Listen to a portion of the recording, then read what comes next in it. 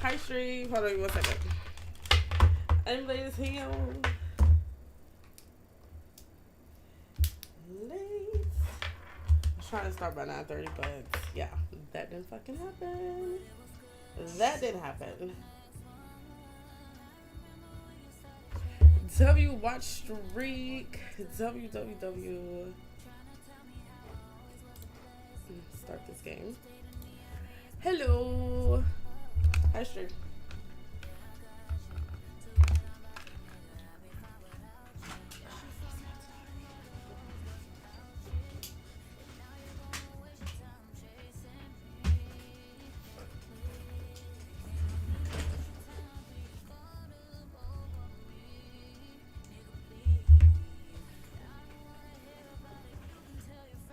Okay.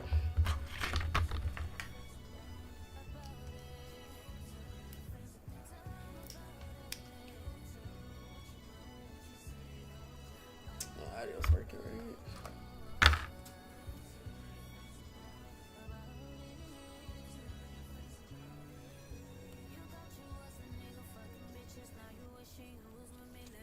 What's the put on these lashes?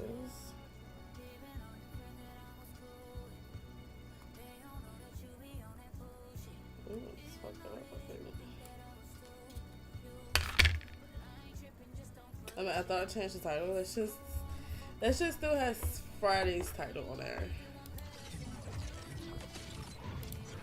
That shit said Pajama Stream Happy Friday. I'm like, oh no, hold on. I could have sworn I changed that up. My day was fine. Not too much happened.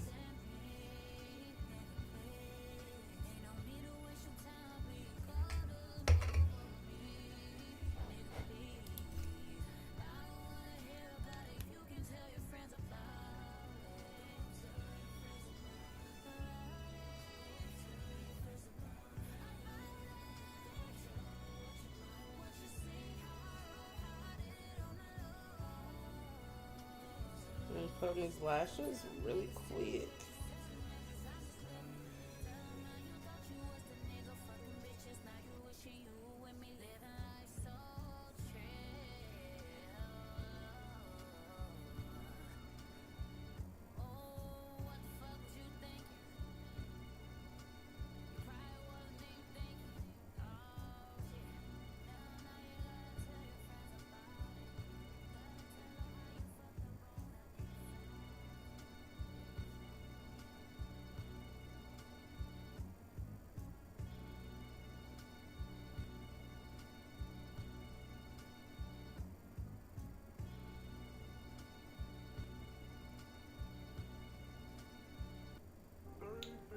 Okay, I'm really trying to focus.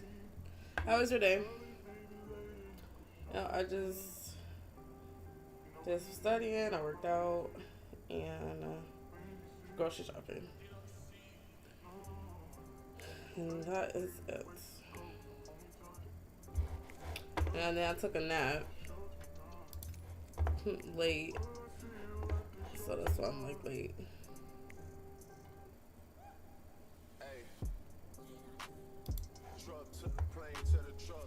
To the hotel lobby, me I go through underground garages, presidential suite on deposit, elevator up to the room, shower up and then we hit the club, touchdown, gotta see what's up, area code in my phone, what numbers do I still have, who do I know from the past, hit one, she say she got a man, hit another one, it goes green, must have changed foes on the team, remember when you let me in between, that was 2017, all good, chuck a look around, find one to see my type, then my dog and he know what I like, he done found me plenty in my life, problem is I meet a girl tonight, then I go and treat her too nice, Galleria credit card swipes, I don't even know if she a wife, but I do know one thing, no, women they come, they go. Make sure y'all check out that YouTube video.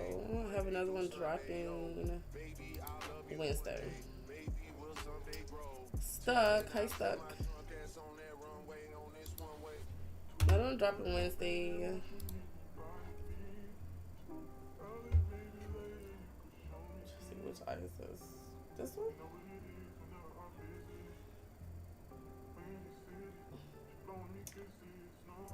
really have to get about it.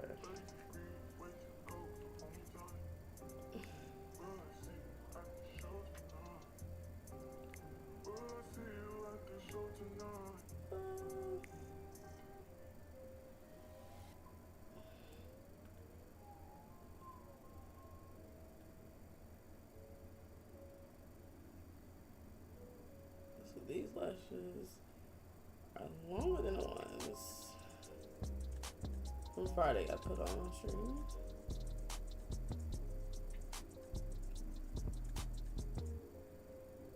These are cute. Shut.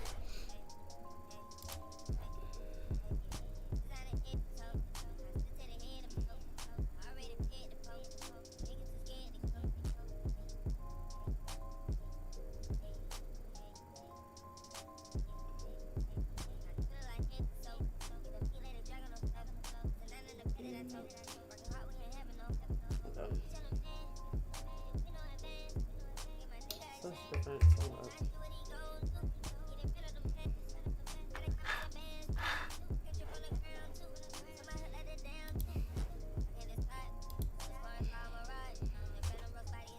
Feels cold as fuck? Yeah, it was.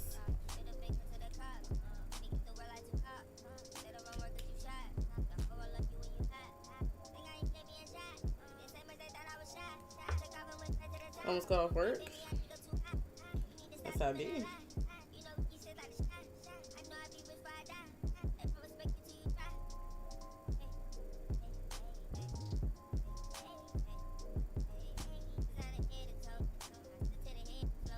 That's how it be. I put too much in gluten on this.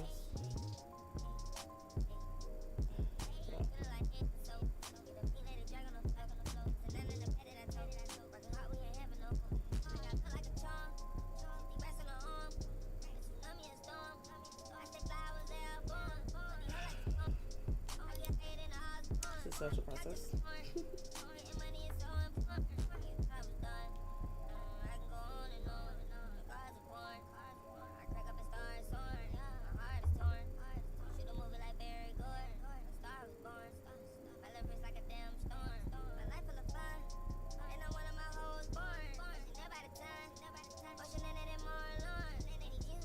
It's like I'm doing arts and craft right now.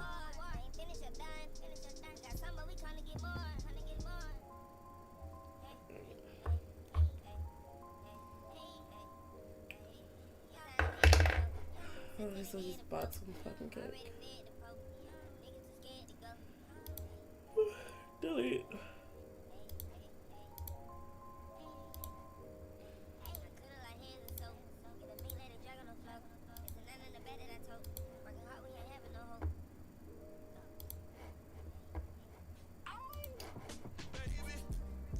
I'm live on everything except for TikTok. Might go live on TikTok when I get on regulars. So I know damn well I cannot run Apex from my PC and run OBS in TikTok OBS. I'm just asking for my damn PC to explode right on stream. It'll probably be a first, right?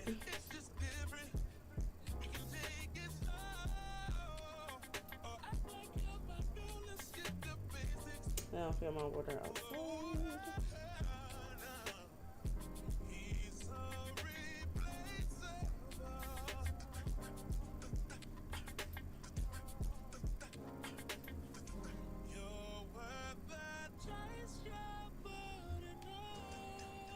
So you want to stay in the whole time? Yeah, when I got groceries, I got the motherfuckers delivered. I usually don't really grocery shop. I mean, I grocery shop online. Get them dropped off or have somebody else pick them up and then bring them to me. So it'd be cheaper. It should be like $20 to get that shit delivered. So let me tab my favorite.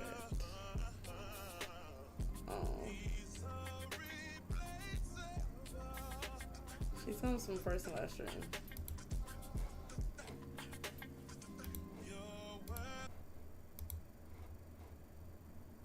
Oh shit, this eyelash. Nearly 5 a.m. and I'm watching Seco paint Roman Reigns. But it's just funny because it's... Yeah. But go ahead. No, I think she got pregnant fast, so I'm sorry.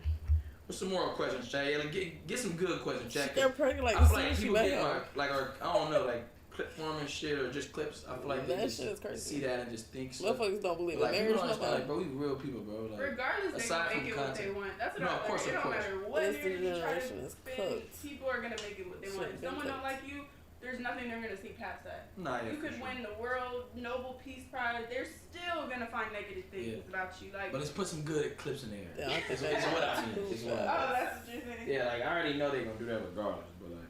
Also, on the topic of birth, I've heard that contractions are worse than the actual like birth. So we'll see. I can't wait to share my birth experience. Like, I'm just hoping it's easy. I hope that I'm not in labor long. It's like, called let's just get pregnant by anything. I can only hope, but again, at this point. Yes, let me see. They said like I mean, I'm not too into Sorry, business. I'm not- I don't know, I didn't but to was outline their this first with the time thing, not and meeting I'll as get streamers listen, in how did our parents university? react to the pregnancy? my mom. That was in May. Like happy, That was in May. But of course, she goes off what I'm feeling. You know what I mean? Like, That was in May. She's she's pop. such a good mom because she Really always soon. like, lets me make decisions. She's That not a means mom she got that's like, pregnant. this Like, you shouldn't right do this. after. Like, I'm an adult, so at the end of the day, I'm gonna make my own decisions. She only wants the best for me. She really just cared about whether I was happy about it, and if I'm in the best situation. And she already really liked him. It's just I think if it would have been someone everybody's she just didn't so like, that would, of backwards. course, Like everybody's set so different tone, but backwards. she already. She's adorable though, doing her thing, boss bitch, you know. But I just feel like everybody's so backwards in this generation. Like, I just feel like people are so easily to just have kids. Like, having a kid isn't one of, like, the scariest things in this fucking world. Like, so how can people just easily just, let's just have kids? Like, what the fuck? Like, what about the marriage first? What about marriage first? You know? I'm just a little bit more traditional when it comes to things like that, you know? Like, I've always said, I just think that you shouldn't be having kids without having a ring. Having a ring, about to walk down the aisle, or you are married.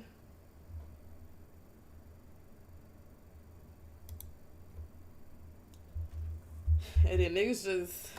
I know a nigga that married somebody just because he got her pregnant. Marriage was over. Like, pretty much a year after that.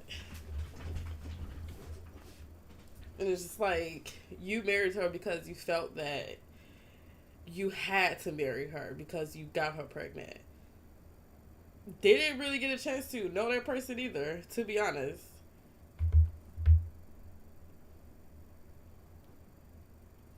So yeah, I just think that should be backwards.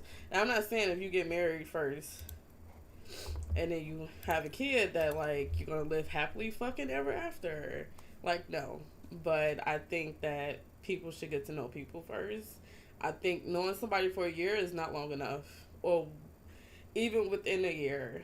To have to get pregnant, to have somebody's child, no. I could just throw up with the thought of that ever happening to me. That's why it's not happening to me. I could honestly go the rest of my life never having a child. I low-key don't give a fuck. To be honest. The way these niggas are, hell no. No. No. You don't have to pay me $1 million to have your baby. The fuck?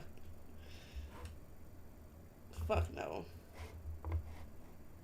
I like low-key hate these niggas. Like, I don't. Please have a baby by somebody. Please. That's like torture to me. Complete torture.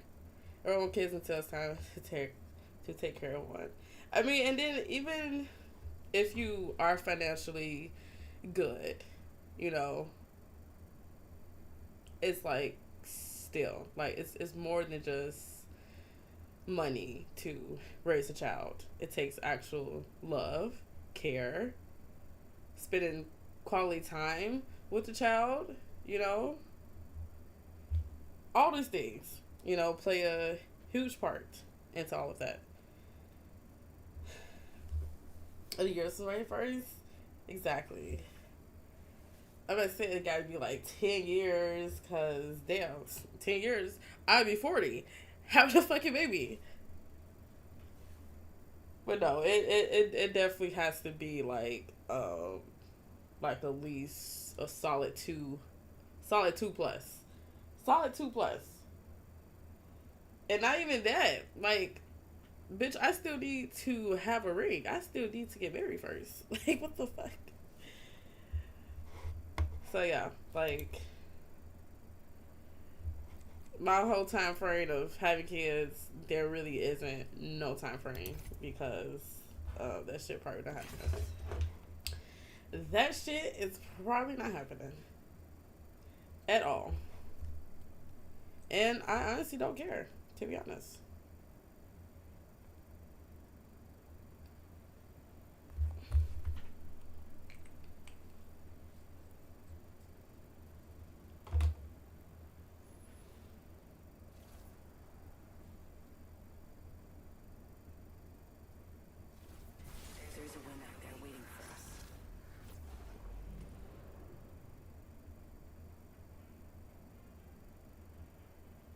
That just isn't like an overall life goal for me is to have kids. No. My overall goal is to have billions of dollars. Like, that is my life goal. I don't give a fuck about a kid. To be honest.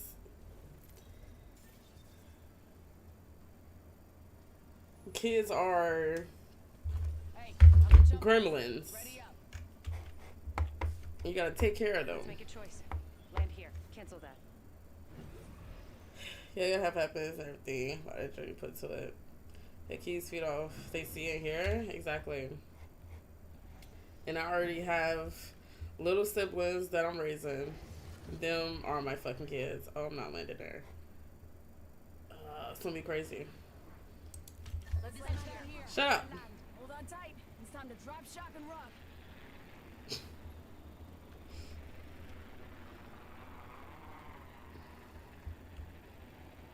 go over there.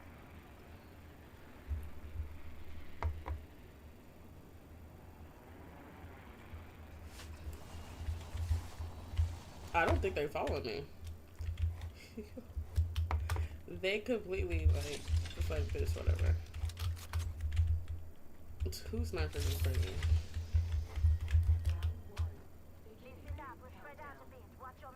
I feel like I hear people, and that is... that'd be her fucking footsteps. First blood.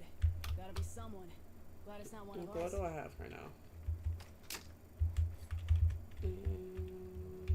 Gotta look for more ammo. I'm running low.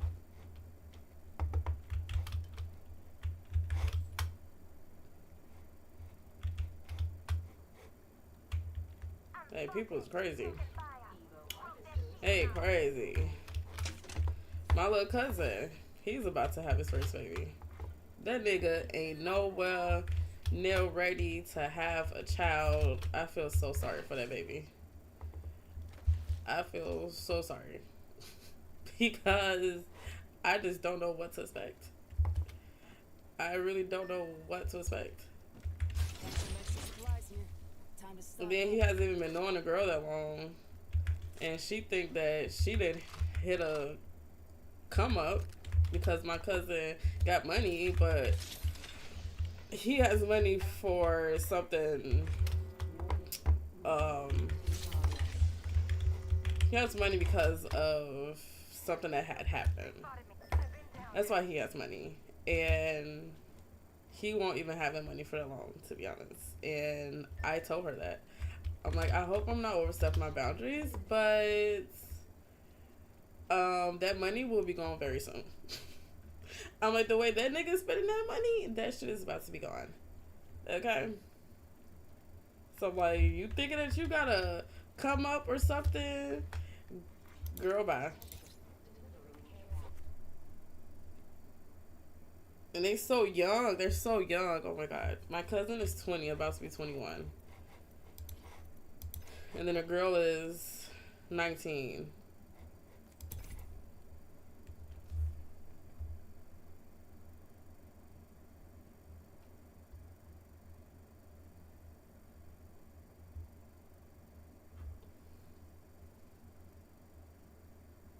Like, they could have landed where I was. There's nobody over there. But okay, you guys landed there and fucking died.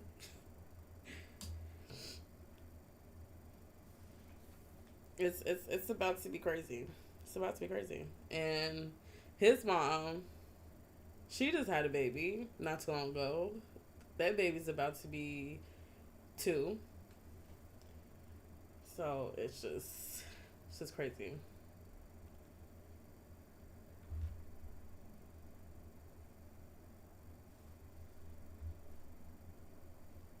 Which is real crazy. And it's just like her situation is just like even more crazy. Like super crazy. Like she literally has like an abusive mom who gets drunk, fights her, a brother who was also abusive, pulled out a gun on my cousin and her, because my cousin beat his ass.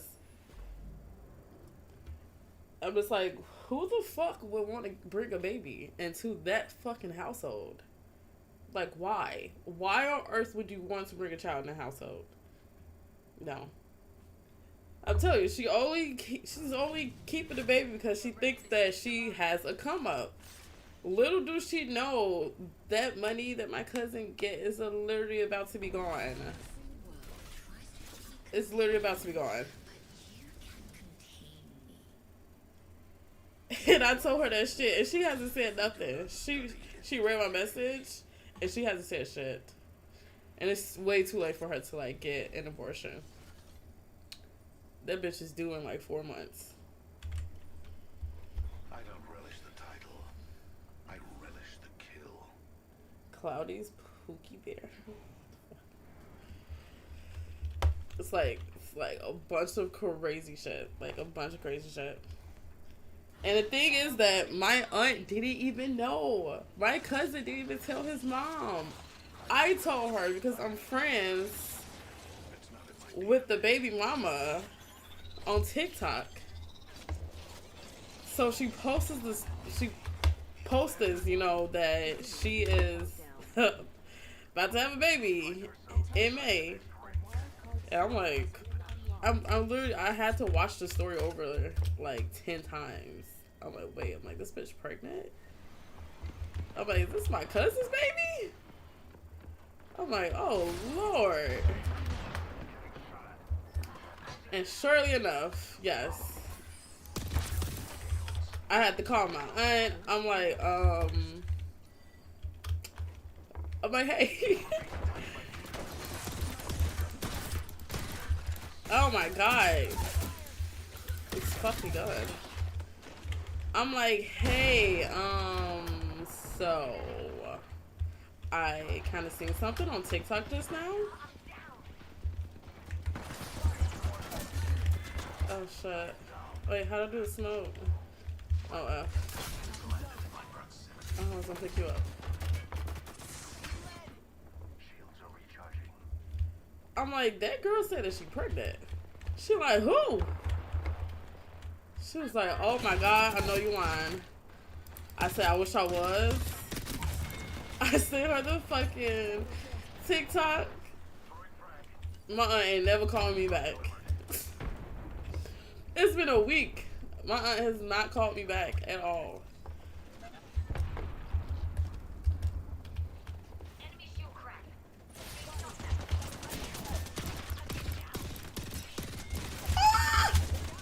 Yeah. My aim is not the best right now, okay? I'm a little rusty.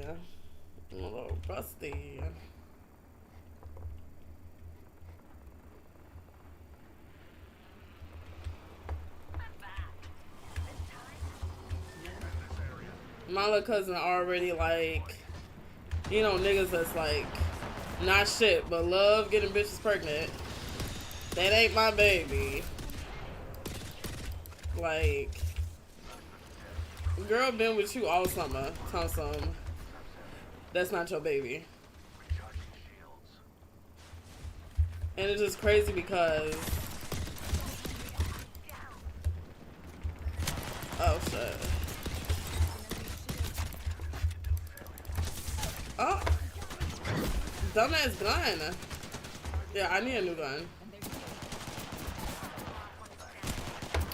He said it's not my baby, blah blah blah, because they've been talking to other people, this and that. I'm like, boy, that is literally 99.9% your fucking baby. He's like, I don't want to be a dad at 20. I'm about to be 21 this year. I'm like, well, you should have thought about that. I think you should have thought about that. I think you should have pulled out. What the fuck? Do you not think?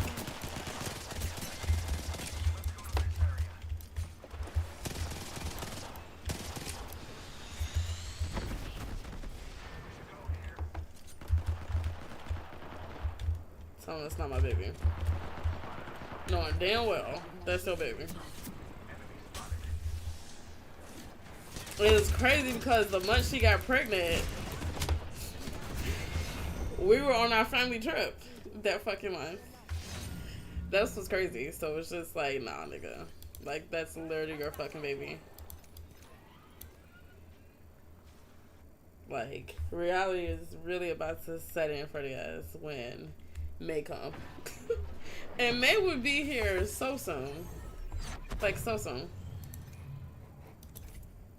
Let me do the spinable thingy. May is literally around the corner. Don't spin well. I think it's spin too. Yeah.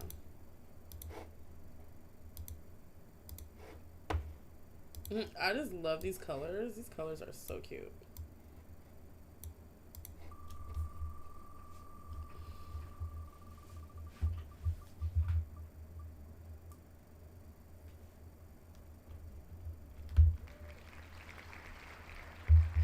All I could do is pray for them damn people. All I can do is pray.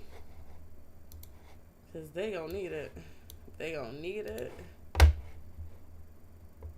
They need to get right with God, to be honest.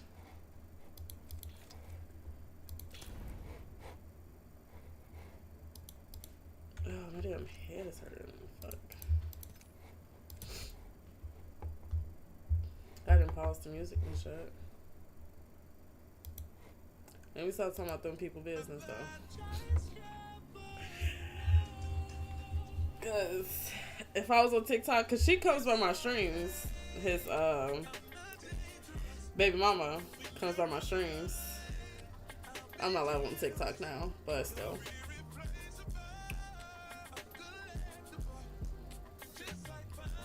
And my baby's gonna be so adorable though. Super adorable.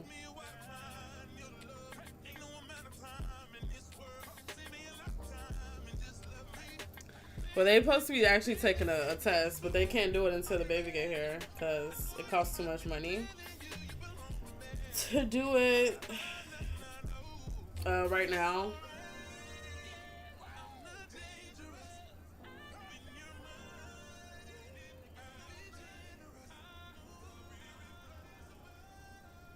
Oh my God, my cousin gave her money to go get an abortion, and she did not do that. And I'm just like, that's why you should have never been keeping the secret. Because he still did not tell his mom, and she's like 5 months right now. I'm like, if you would have told her when it first happened, your mom could have probably talked her into possibly getting a fucking abortion. So, I'm like... And of course, the girl mom, that bitch ain't got no sense. The fuck? You get drunk and then beat on your kids. Like, what the fuck? She ain't got no sense. Of course, she like, yeah, keep that baby. That's our meal ticket. And literally, do they know? It's really not. Oh, probably not.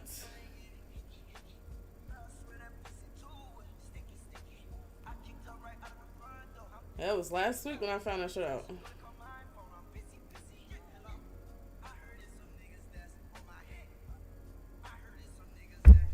I'm like, so when's the baby shower?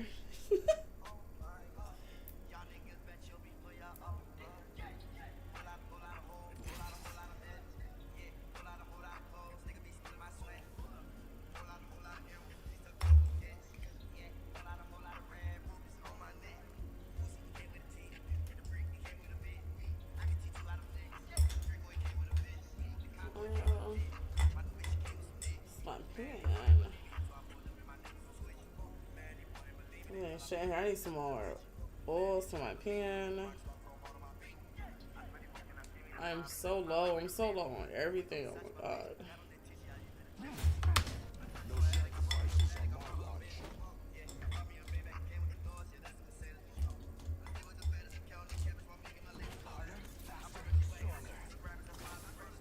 So this person wants to play Rivals.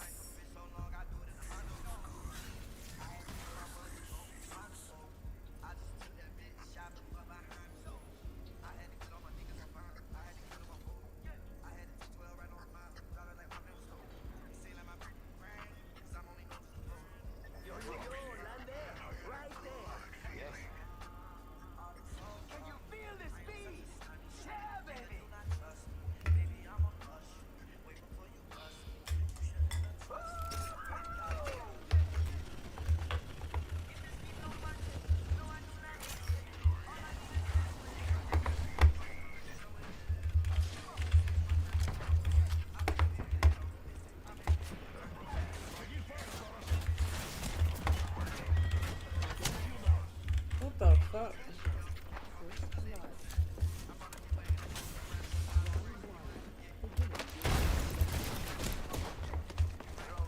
Why? They's beating my ass right now in this game. And I know I need to like warm up and stuff.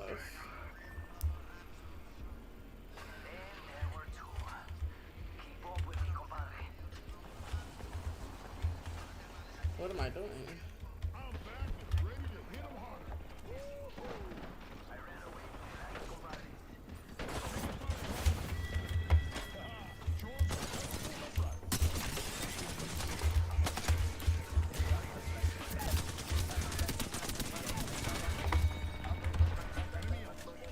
Stupid ass nigga.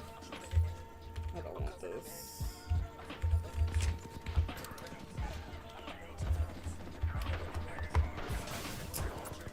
Ah. What the hell?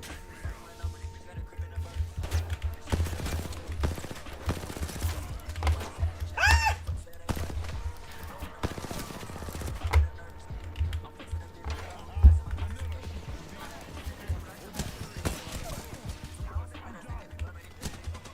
Darkness. What's up, Darkness?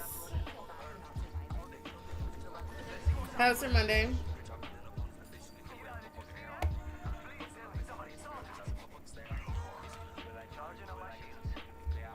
I'm rusty.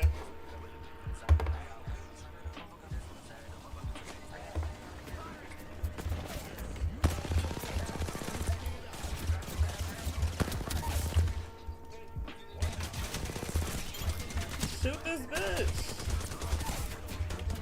Hello.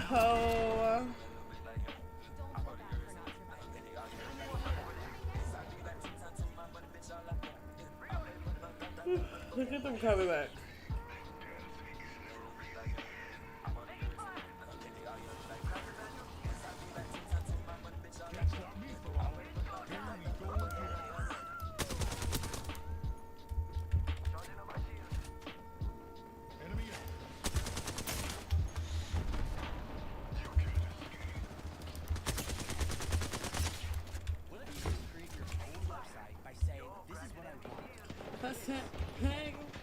Look at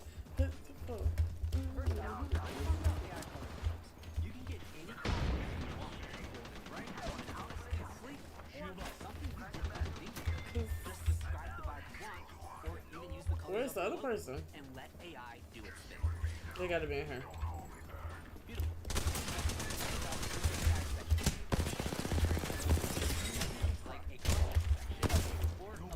I'm trying to hip fire all these shots and it's just not working out. So nothing chilling? Resting, work later? Oh, you must go to work super early. And there it is. I've got copy.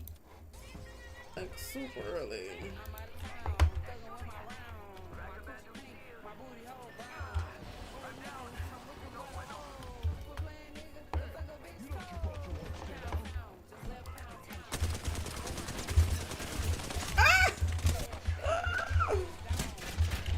I'm a bot.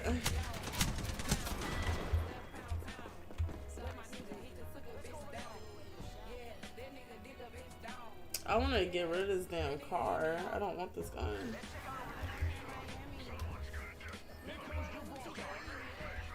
I killed the ass one time. 3 assists.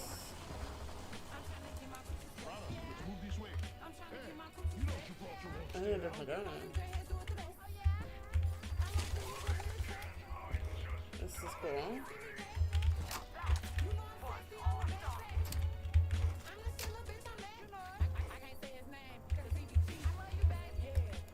And I'm the reason.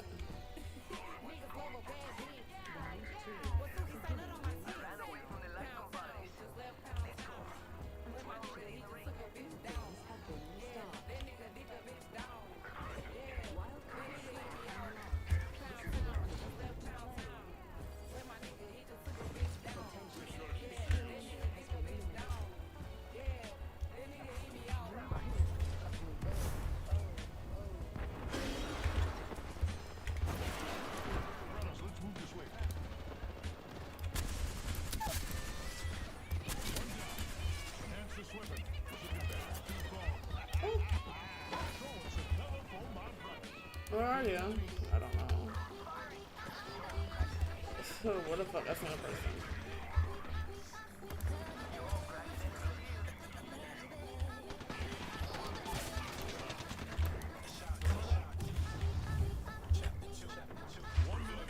Oh, somebody revived you.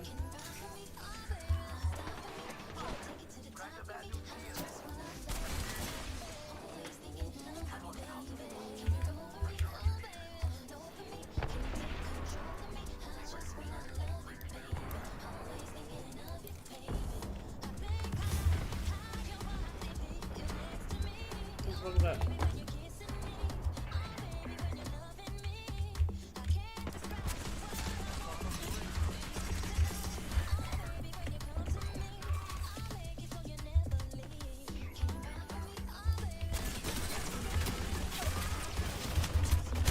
Oh, you fucker.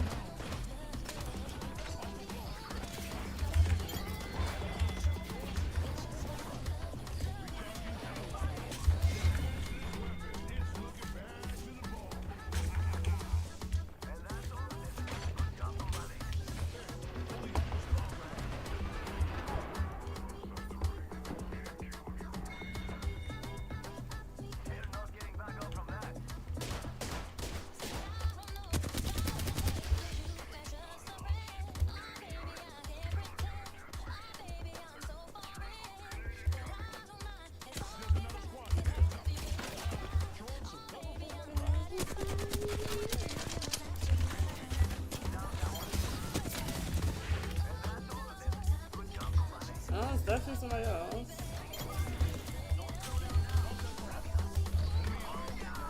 These niggas is everywhere.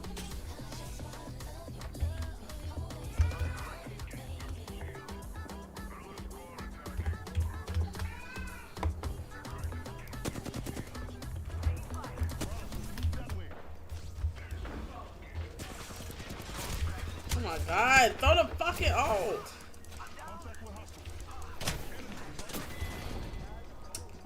My god.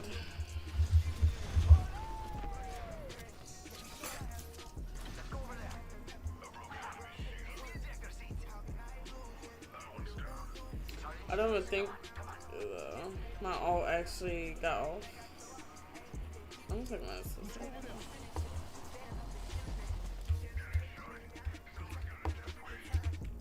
I'm not doing this. Wait, what the fuck?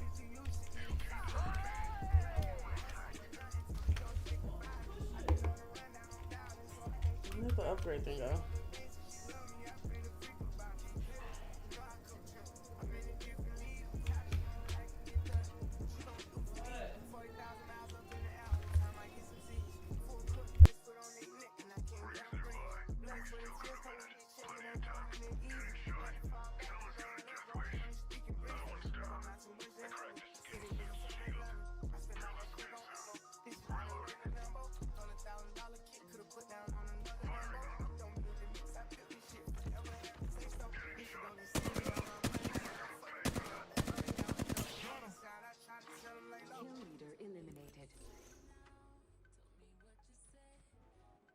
Not far from the ring. Imagine being able to build an app. I understand why they just don't. Just by thinking about it. Meet Base 44, a complete AI creation Just platform. come over here. Describe what you I want need a snack. and watch it take shape. You can plan, customize, and expand in any direction. From tools built for one to platforms ready for many. From passion projects to Oh, enterprise it's grade still over there. everything is built in and ready to launch. Still posted. Where you can go Damn, you too bad. And some bots of us. This is exactly what this is.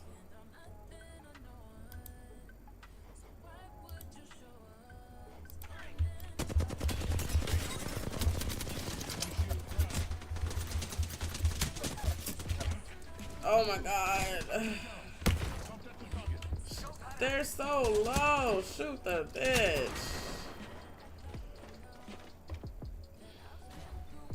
This is the last team. How am I even coming back?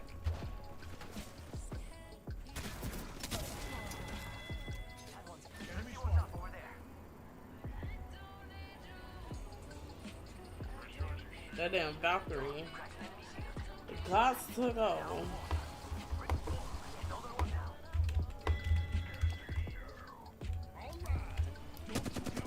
That bitch though. I cannot shoot that bitch. Oh, they just fucked up. Wow, look at that.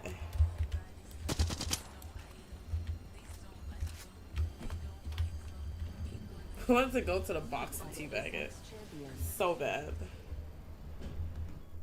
Ain't a fucking snack. I finished my workout at 9. I was like, if I don't get on camera, or if I just don't do any makeup, I can start stream before 10. I was like, no.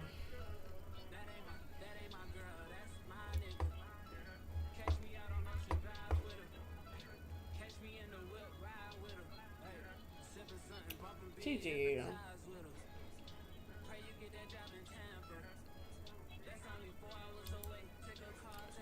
It's been well.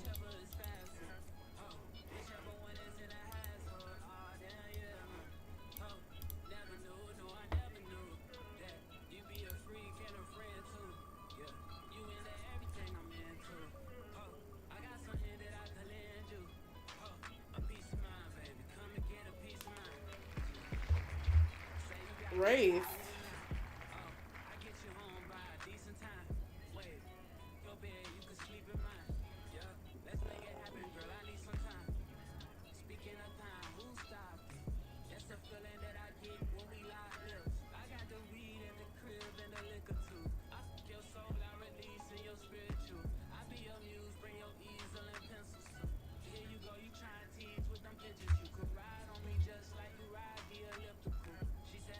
Gosh, she has so much hair.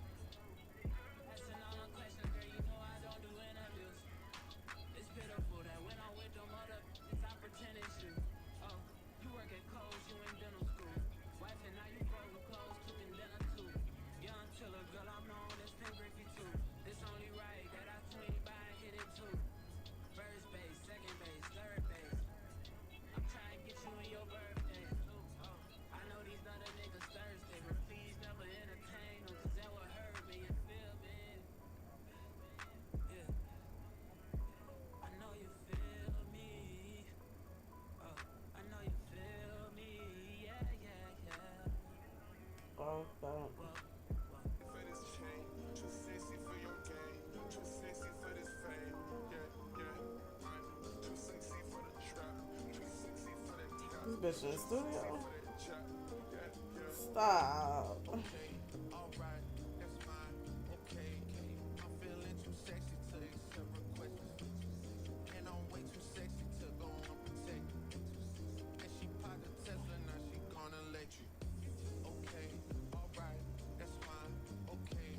Plus, I'm calling her lips fake. It's crazy. Get the same thing.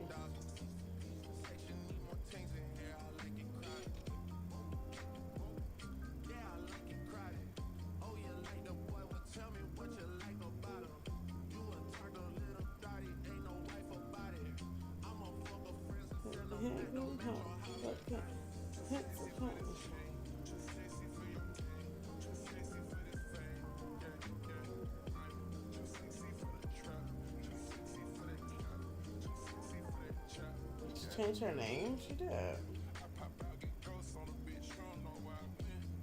I did not post on my TikTok.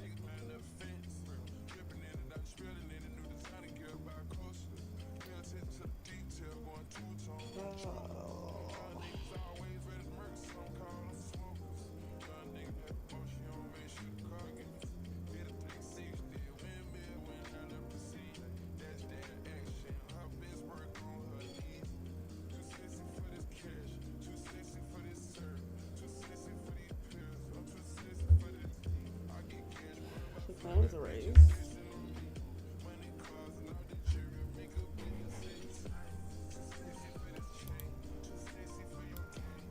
Got it.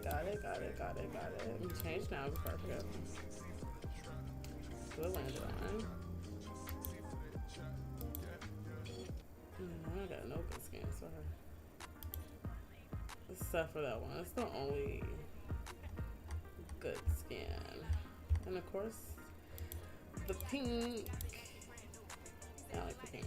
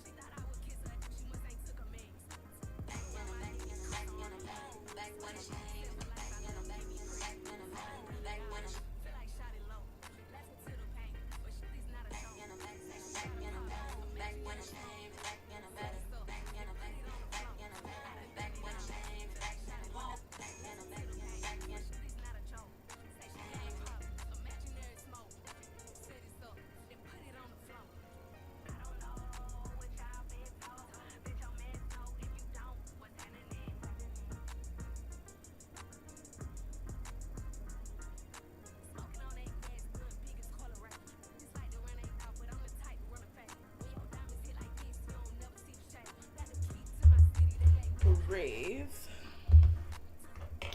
I need to look at my damn order.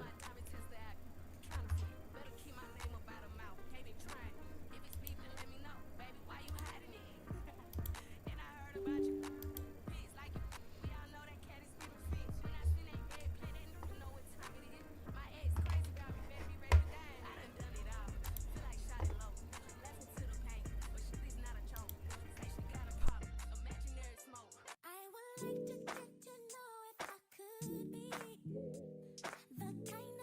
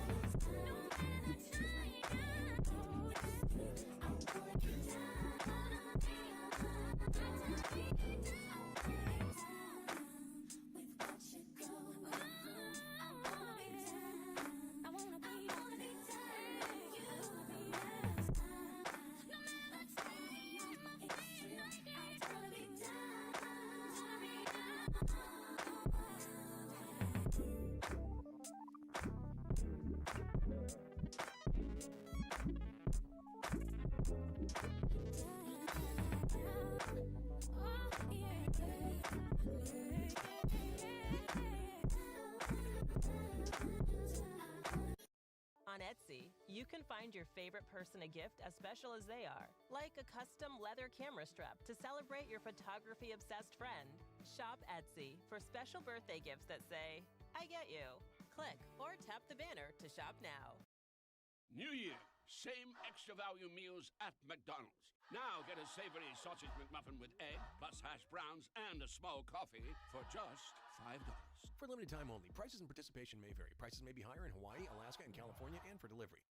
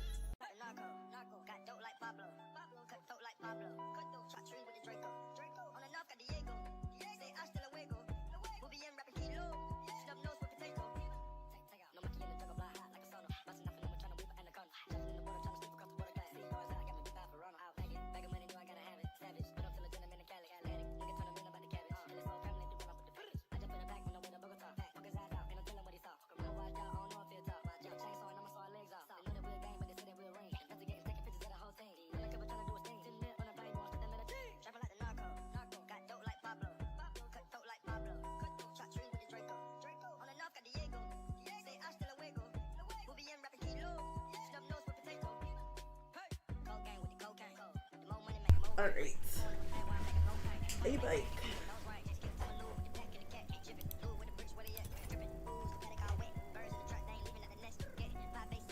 Oh my god, bro. Keep fine.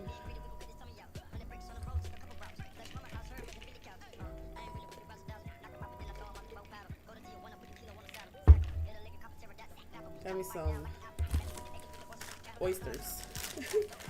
8 crackers.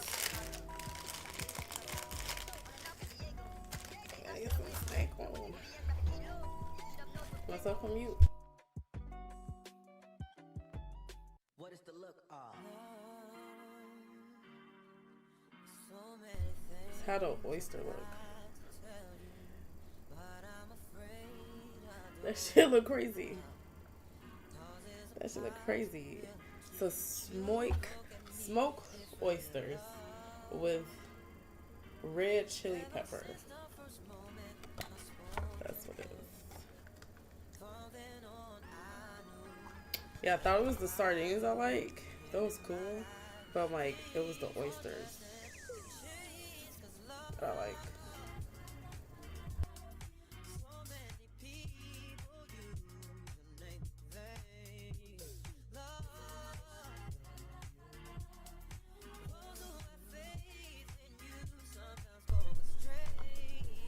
What? Oh, what is that?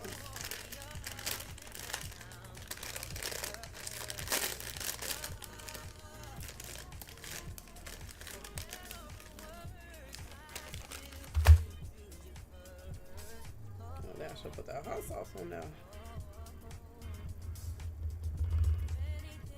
I should have got more of these. Oh my god.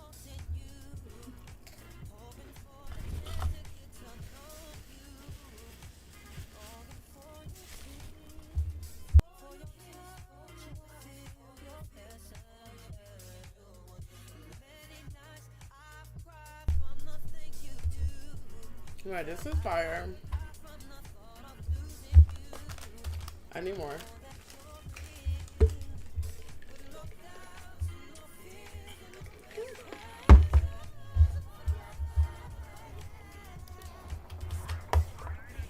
What is hot? Oh my god.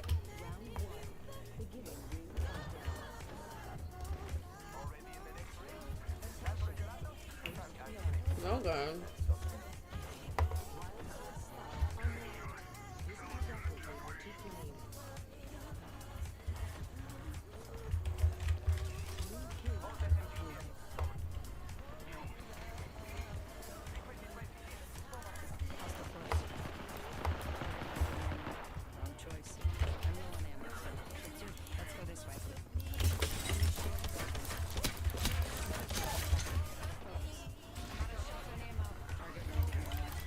Wait, how do I? Oh my god. What fucking button is the finisher? I literally need to get ammo.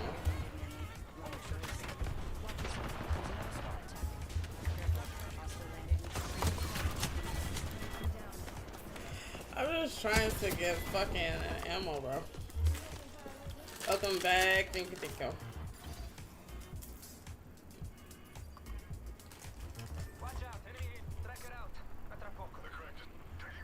Working across teams is tough, but Asana helps you handle it. Asana AI can spot roadblocks and assign work. I don't have a damn gun. That's how you can. Visit us at asana.com. I mean, I got this bullshit, but...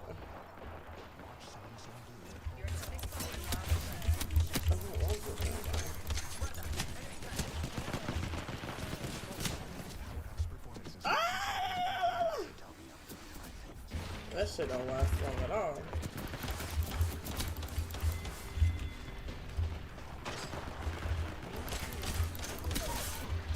You just quit? Oh. Oh, I needed a gun.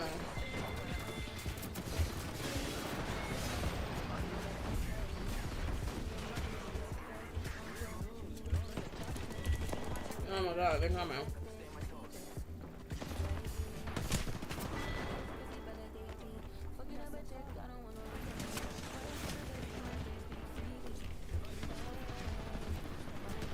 Had great Deadpool games the other day. W. I need to get some content. I need to post on YouTube of like the new season.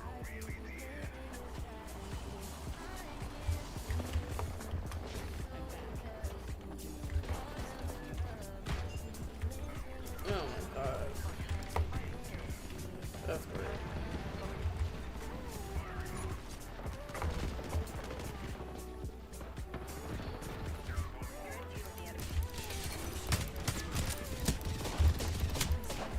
slow as hell.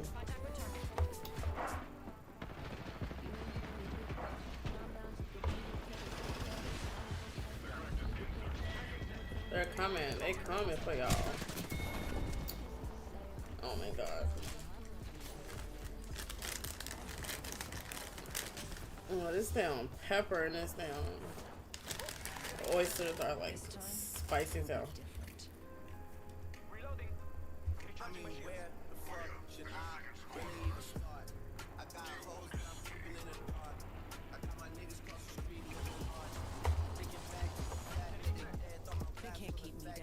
I'm not gonna.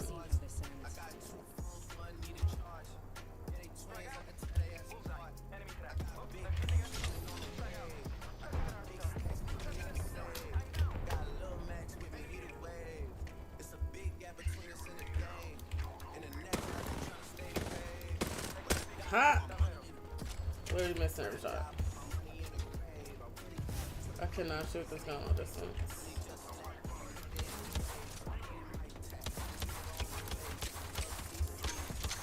I'm missing! Let's just go die.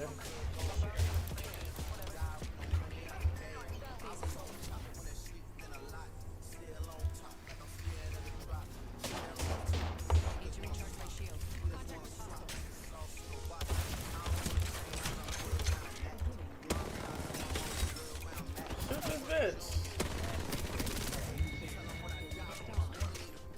This bitch trying to kill me.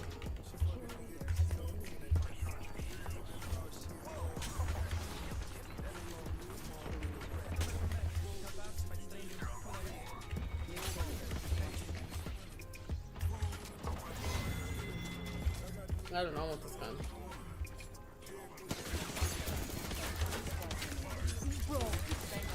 No way. What the fuck? Oh my god.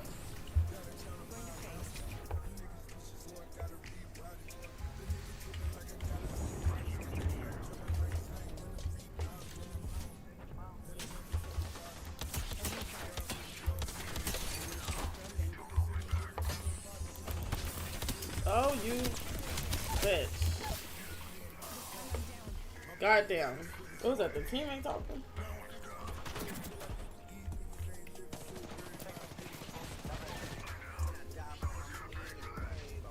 The tank?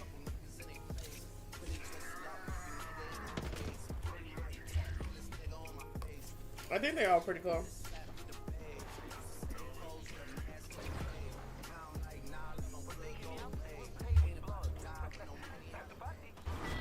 Let's bleed out.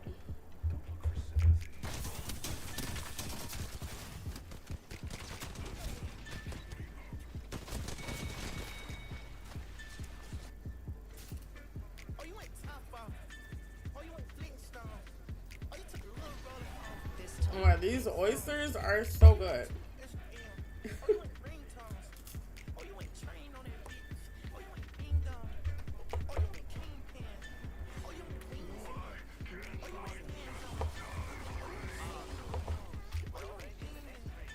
I can't believe I had this gun this whole time.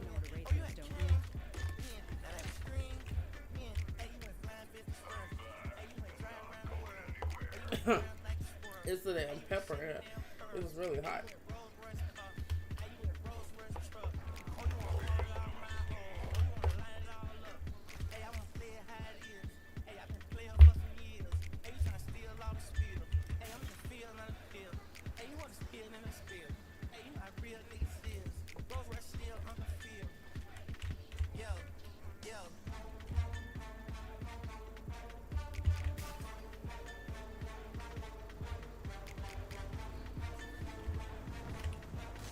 No, I want another gun. That person, but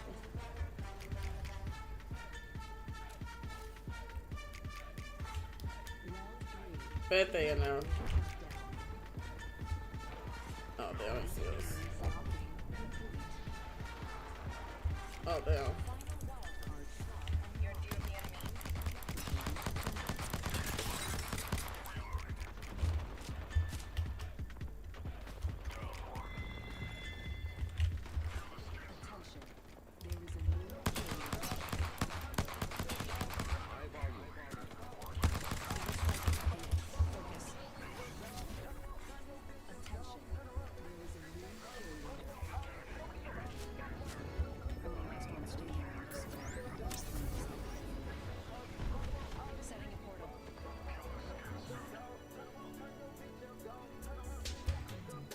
don't know where I'm going. He want the scoop, she want the tea. I cannot speak. We keep it in street. We keep it in street. I took a loss, but you still gon' get beat. You still gon' get beat. How much it costs? It never been cheap. Turn your click up, dog. Turn them up. Turn your bitch up, dog. Turn them up. Turn these streets can't cross it. Cross them up. All these streets need bosses. Cross them up. Turn your click up, dog. Turn them up. Turn your bitch up, dog. Turn them up. Turn these streets can't cross it. Cross them up. All these streets need bosses. When my dog get low in his pockets, I'm picking them up. We came from the bottom together, my nigga. We get it. We splitting it up. If my bitch tell me pay for that pussy, I'll take her ass shopping and tell her shut up. Standing on business ain't nothing to put that shit up. It ain't nothing to turn your bitch up. It ain't nothing to turn your click up. Ain't nothing. Shit, we turn your true up. Then look at the diamonds we bust. Damn. I'm sending this shit like a total nigga. God damn. I'm in like love with these oysters right now. I'm eating oysters and crackers. And it's so tasty. It's so good.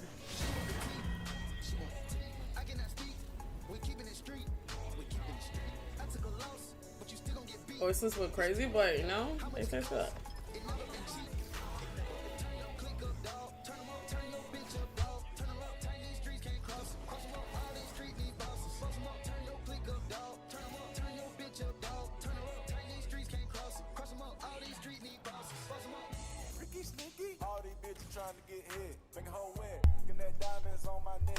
Hi, Splash.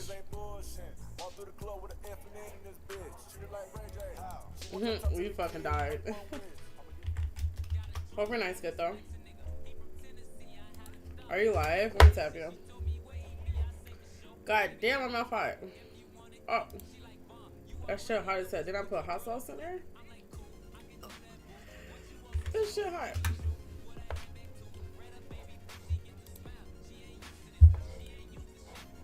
This shit hot.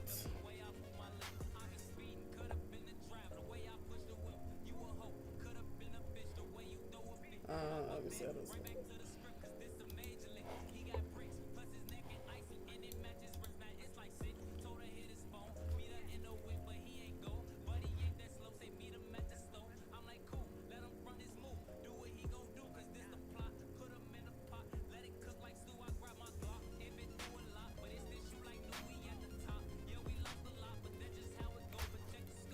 This shit hot as hell. Oh my god. You can't even pick one up.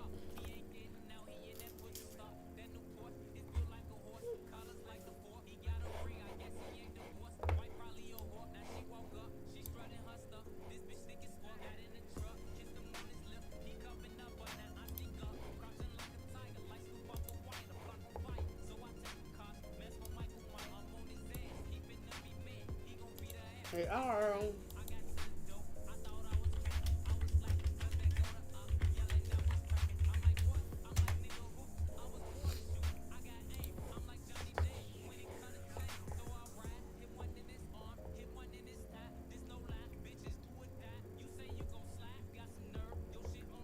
What was I about to do? Forgot. Okay. Spin a wheel. Spin a wheel and then see how TikTok is about to run. It's no shit about to run crazy. Lifeline. Uh-oh.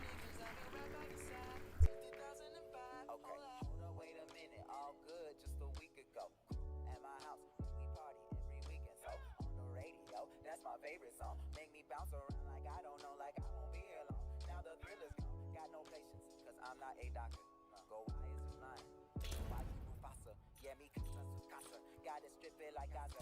Got so high on volcanoes, the flow is so lava. Yeah, we spit that saliva. iPhone got message from Viber. Either the head is so high, or I got friends. I'll take that. So damage wise for me, I just love the tank version. I gain health back and still do a lot. I'm still trying to figure out everything. Still trying to figure out everything. That shit is hot. This shit is hot. Now I know. Don't put any hot sauce in this. Cause it's already hot. This big ass pepper in here is making the shit hot as hell. It's so tasty. I can't stop eating that.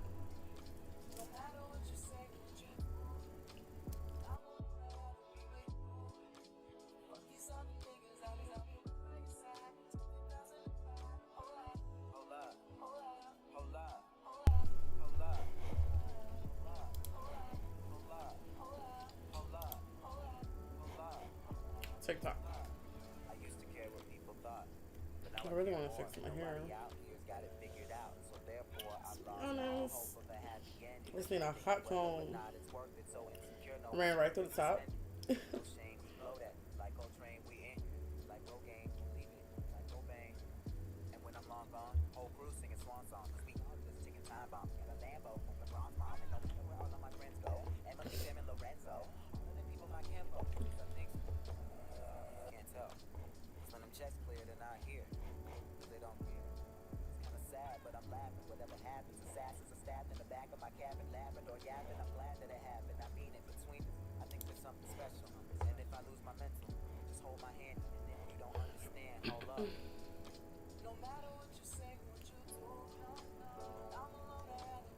My D not just released. Fucking album. Oh, I can't listen to this right now. Because I'm on YouTube. But this album, Chef's Kiss. Love it. Like, all the songs are pretty fire on here. Pretty fire. This shit should have more plays, to be honest. I gotta wait. Lifeline.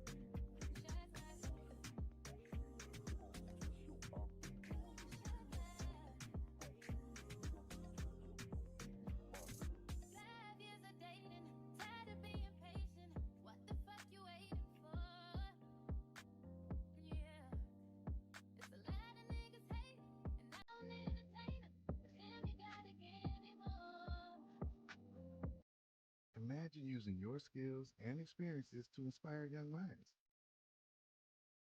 We see the teacher in you. No matter your starting point, we can help you become a teacher. Teaching offers consistent pay, a pension, and summers off. Learn how you can be the teacher. Visit betheteacher.org.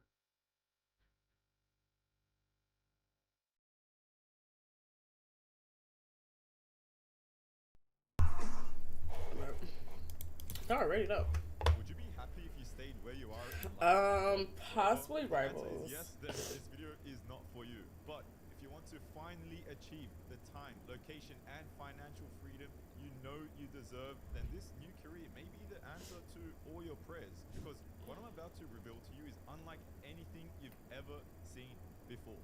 It pays extremely well, it's flexible with hours and location, you don't need a degree, and here's the craziest part, you can earn while you learn and still have enough time to juggle your current job, responsibilities, and even family. So here's what I'm talking about. I'm David Bragg, founder of Front End Simplified. We help people like you land tech jobs guaranteed without needing a degree or previous experience. The tech industry is already one of the biggest ones in the world, yet it's still expanding by 20% year over year. And global companies with the budget to pay high salaries are desperate right now to find talent. Why, you may ask? The reason is simple. With more and more apps being developed and everything going online, these companies need people to build and support their new features and softwares. And the problem? There's just not enough people out there to pull from. Probably because they think coding is too hard, they think it takes too long to learn, or maybe they don't even know this career exists. Not gonna lie, I'm supposed to be playing possibly with somebody who you like don't fuck with. So they asked me to play last night, but I seen it late and it was already like super late. It was like 4 o'clock.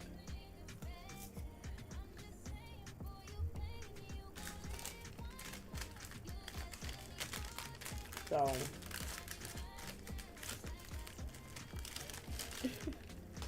just don't be too surprised when you see their name.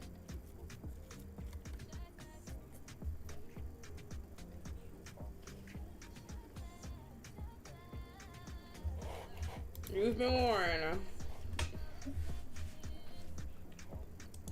Check it. We can start off strong at this spot. Get ready. Moving up.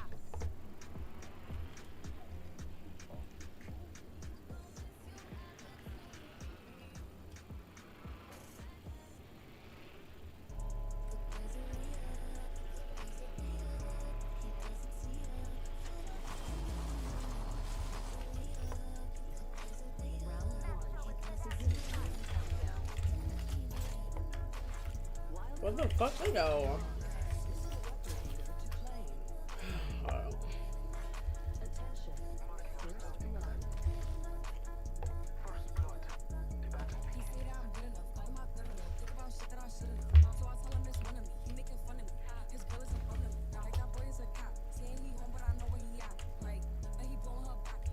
I mean, like, you're welcome to join us, you know. But yeah. They don't say anything, then welcome to still play.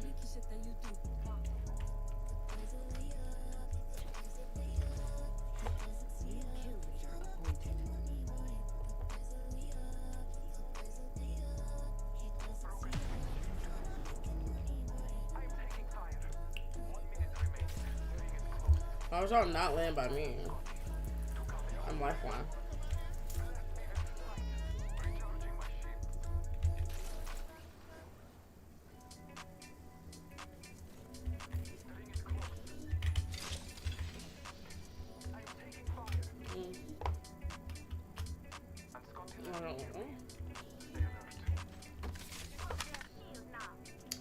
It's so far still, bro.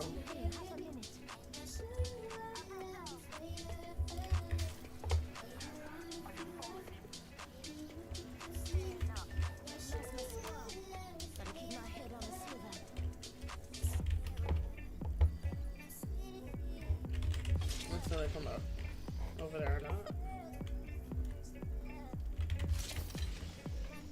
I swear I heard a girl laugh. Tripping?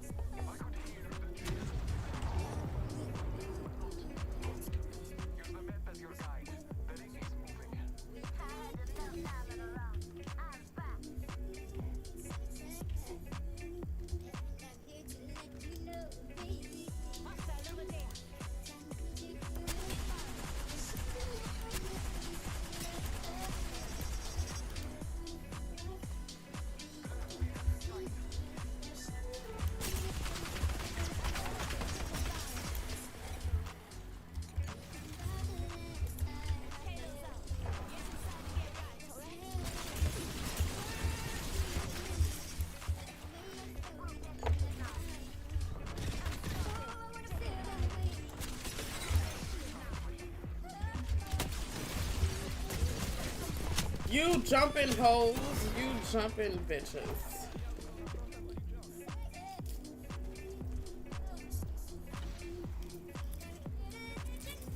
I'm fucking these crackers up, bro. I'm hungry.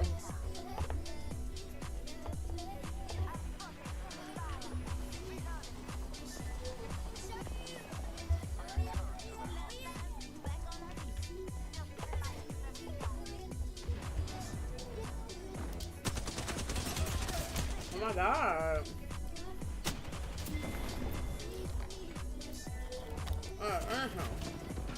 So I'm gonna need some more crackers. I'm definitely gonna get some more crackers. I'm so happy I got more crackers. You know it's just us. We got to watch each other's back. Lost my squad. Got to keep my head on a swivel. Yeah, I'm over here.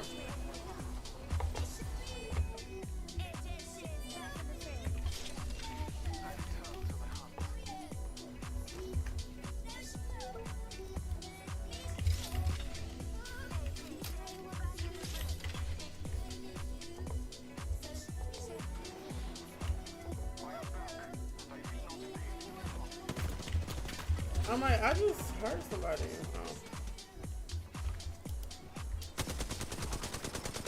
Oh.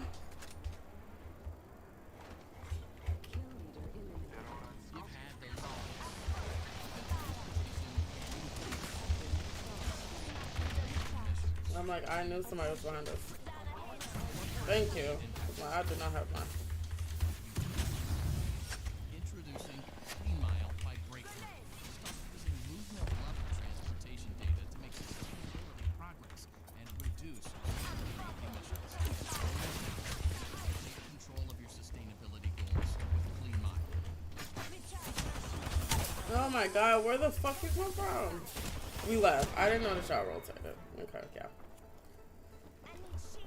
Let's pay attention.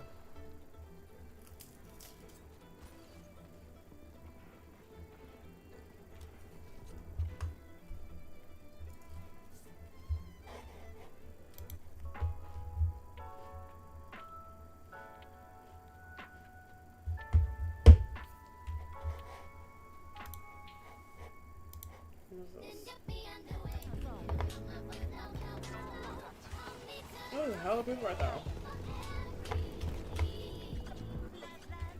I'm taking myself down.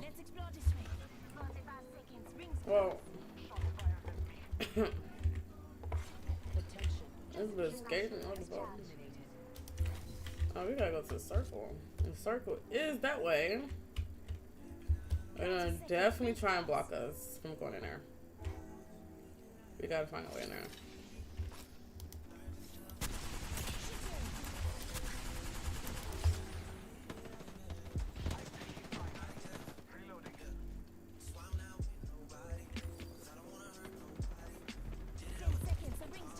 I'm gonna get my ass over here.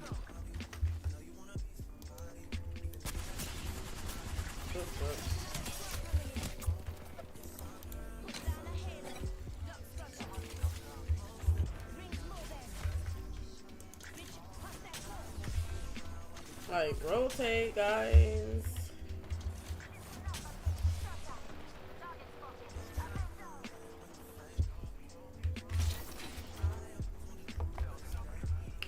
Oh, I got no.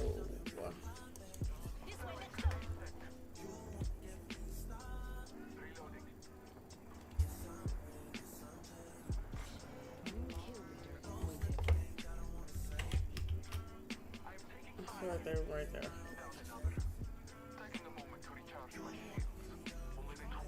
I don't want to be right there when everybody comes in.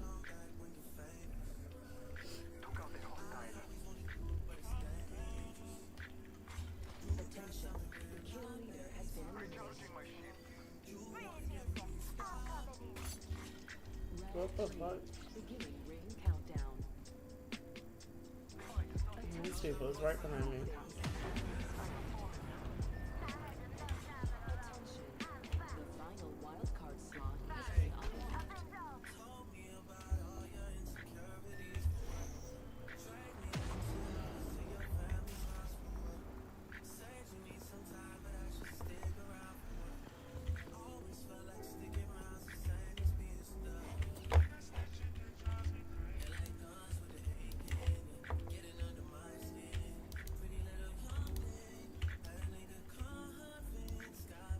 team right here.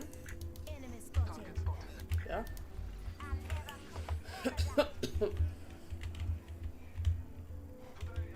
Is that shit shooting out snow? This audio is going wacky.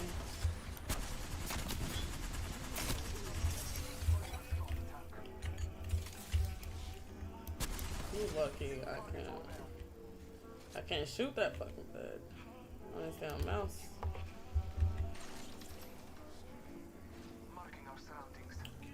Yo, I don't have any thingies.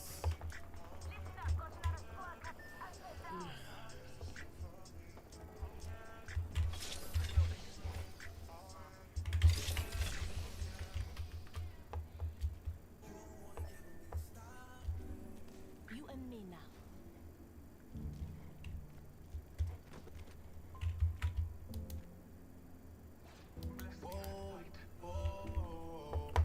My niggas down now.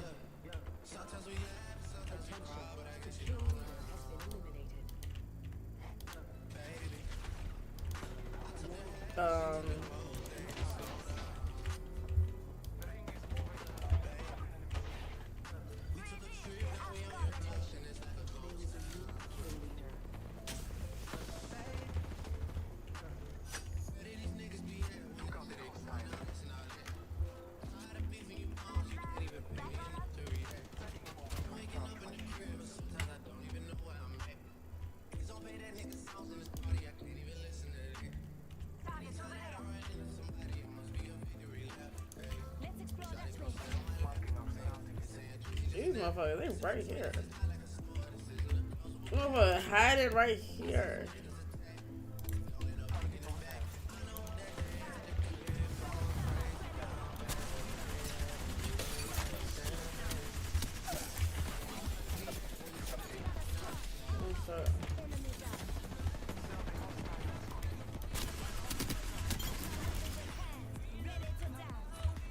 Alright, I haven't done shit this game.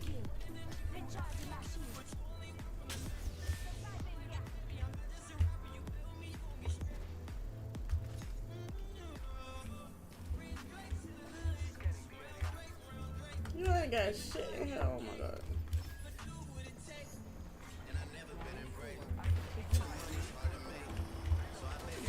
Oh shit.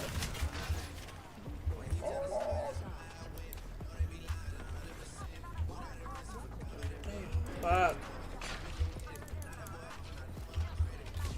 Oh, he's coming.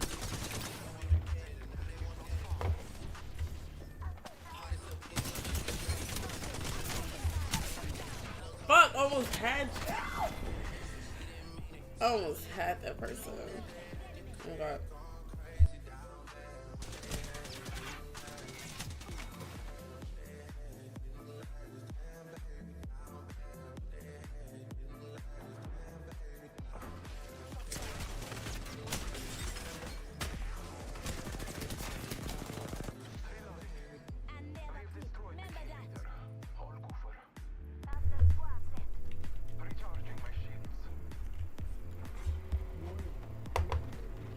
It's 5 teams.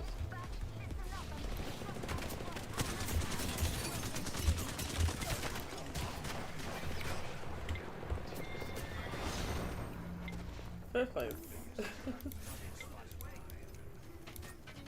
What time is it? 12.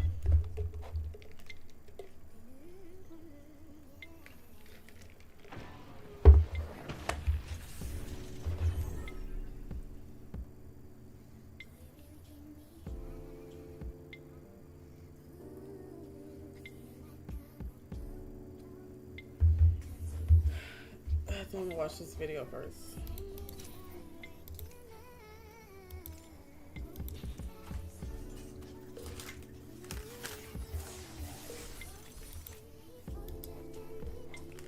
Hi, boss.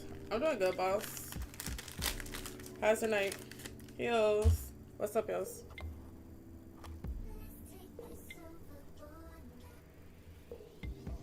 I'm like eating oysters and crackers. Spicy oysters. My mouth is hot.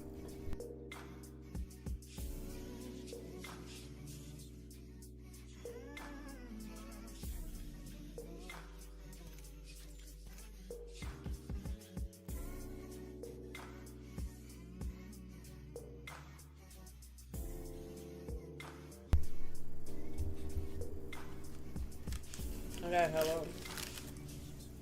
hella cracker crumbs on my desk. Like so much. I need some more crackers. My fucking crackers up. So finest browsers and game deals. Did you see anything?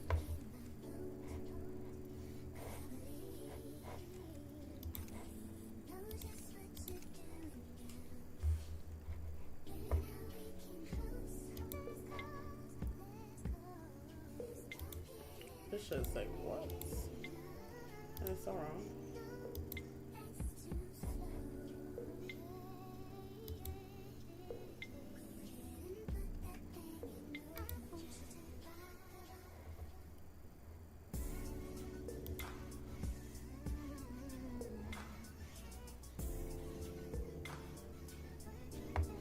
Why is this shit froze?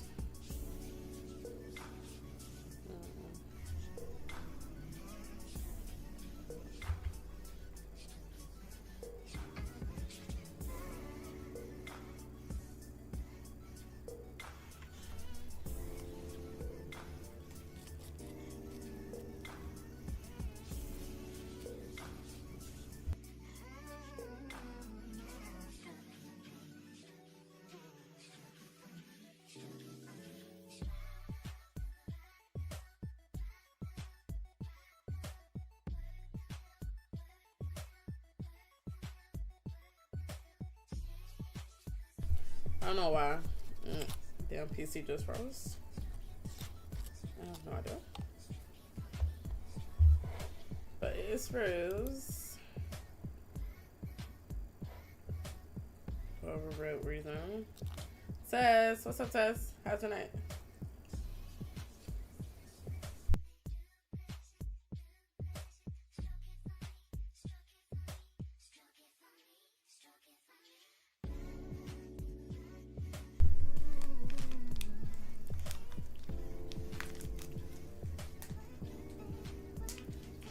Wait, this PC sound freeze.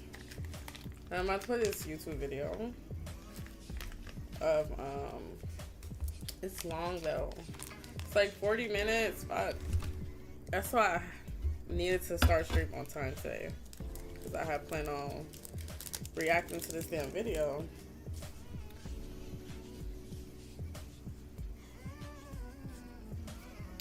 Rose blunt real quick.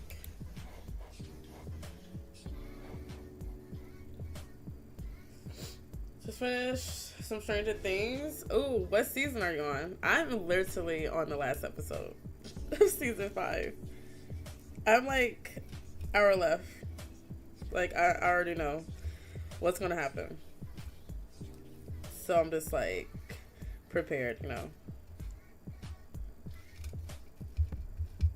Don't nobody say shit, because I will ban you for a whole fucking month.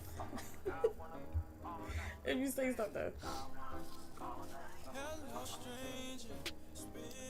2 more episodes in season 3. Season 3 was a good season. That was a good season. It's a pretty good season, honestly.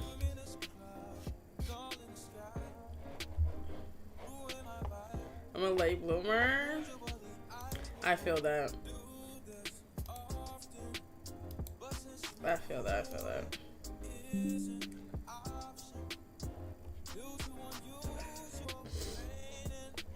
Okay, it was Apex I was fucking up, but I was literally ending on Apex anyway.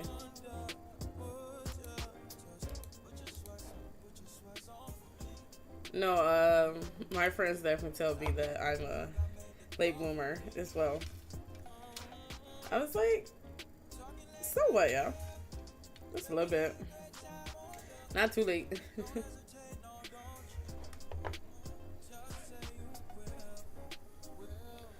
But I had restarted like the whole TV series over. And when I have finished season 3, like I was in like complete tears.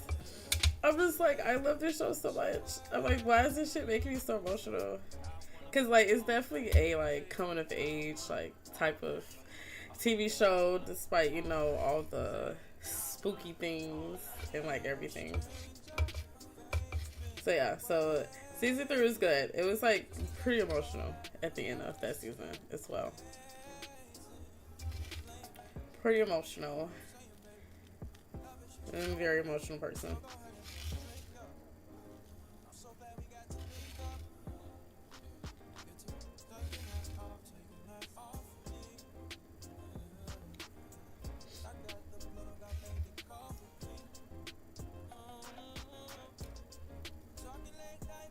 So you're only the first 2 episodes in season 3? I mean, that should start off good, honestly. And they look so much older now. Oh my god.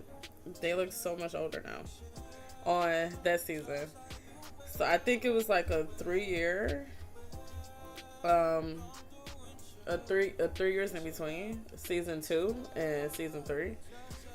So it's like, damn, like they really do look like teenagers and shit now. Which they were teenagers in that season.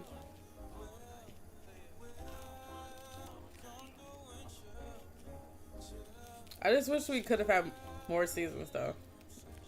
Still, I feel like 5 seasons. And the show's been on for 10 years, pretty much. I mean, that's not enough. But I believe it's supposed to be a spinoff of that show. It's supposed to like take place at like a whole different time zone, time period is what I was trying to say. New people, I believe. So thanks for the shouty, no problem. I guess you tabbed up to Slash. And on PC is turn refresh this.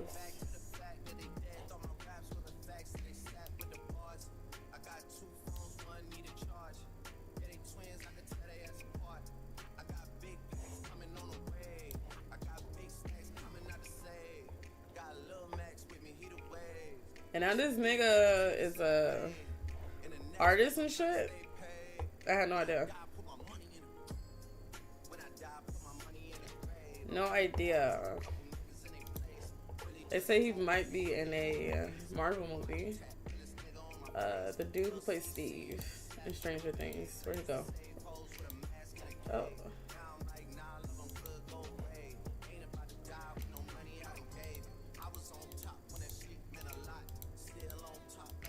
Where the fuck is Steve? Steve, where you go? This nigga a whole artist. Song on the charts. Let me roll this blunt and turn my camera off real quick.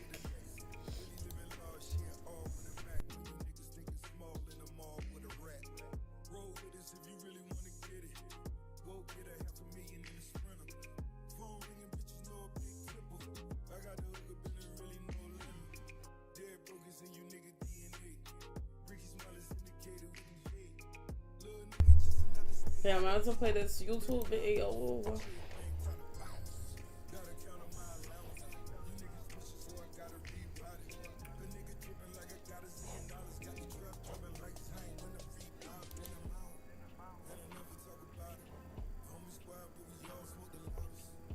They got a whole breakdown of the last episode of Stranger Things. I'm going to watch it when I eventually finish. When I finish this season.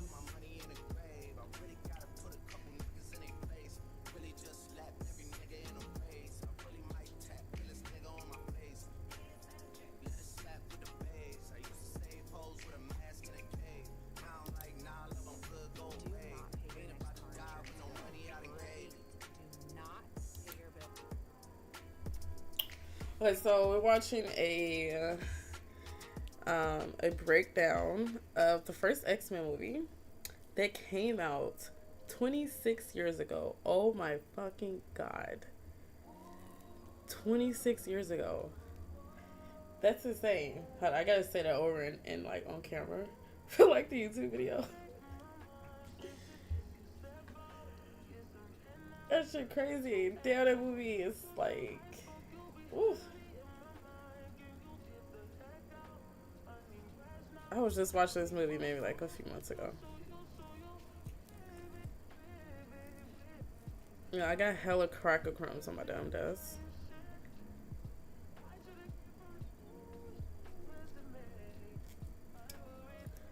Alright, done rolling.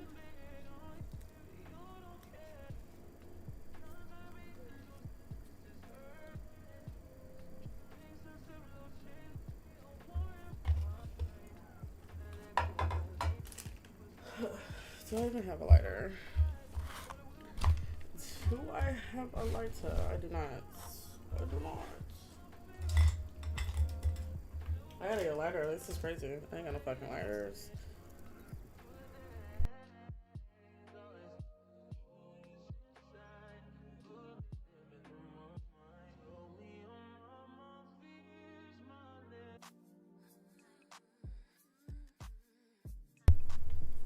Hold on, let me just finish some more of my snack.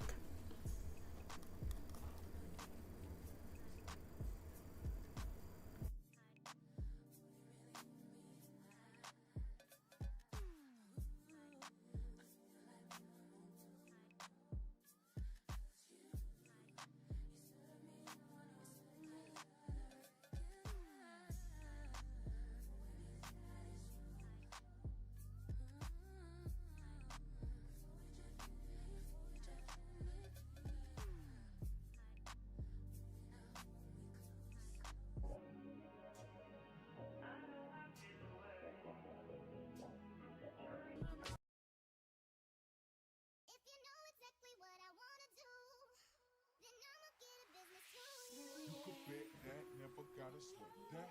You could bet that, never gotta sweat that. You could bet that, never gotta sweat that. You could bet that, never gotta sweat that. You could bet that, never gotta sweat that. You could bet that, never gotta sweat that. You could bet that, never gotta sweat that. You could bet that, never gotta sweat that. You could bet that, never gotta sweat that. You could bet that, never gotta sweat that. All right.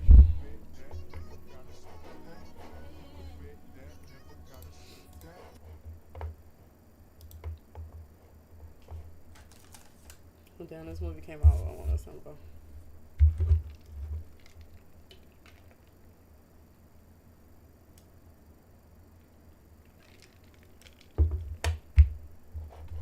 So, I probably watch the breakdown of all of the X-Men movies, because those are like some of my favorite movies. Some of my fave. The X-Men are like my favorites. Hence my name. Phoenix, Dark Phoenix, Jean Grey, blah blah blah. Hell yeah. So I found this website and look at the Boston, this is a breakdown of 2000's X-Men. This franchise is officially... Welcome back. So I realized I did not make this video fucking louder. When I edit this, the other video.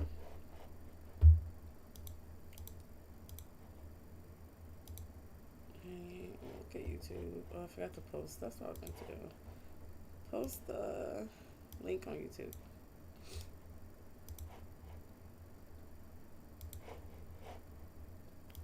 Refresh.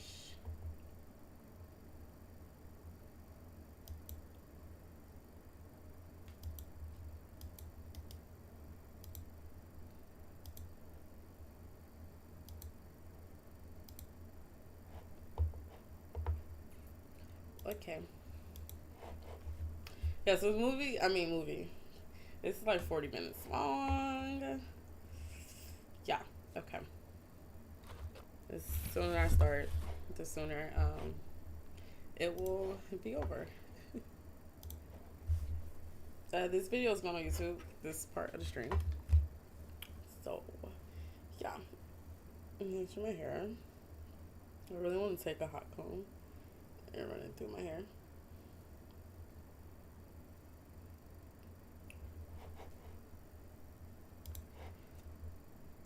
Alright, let me do my little intro.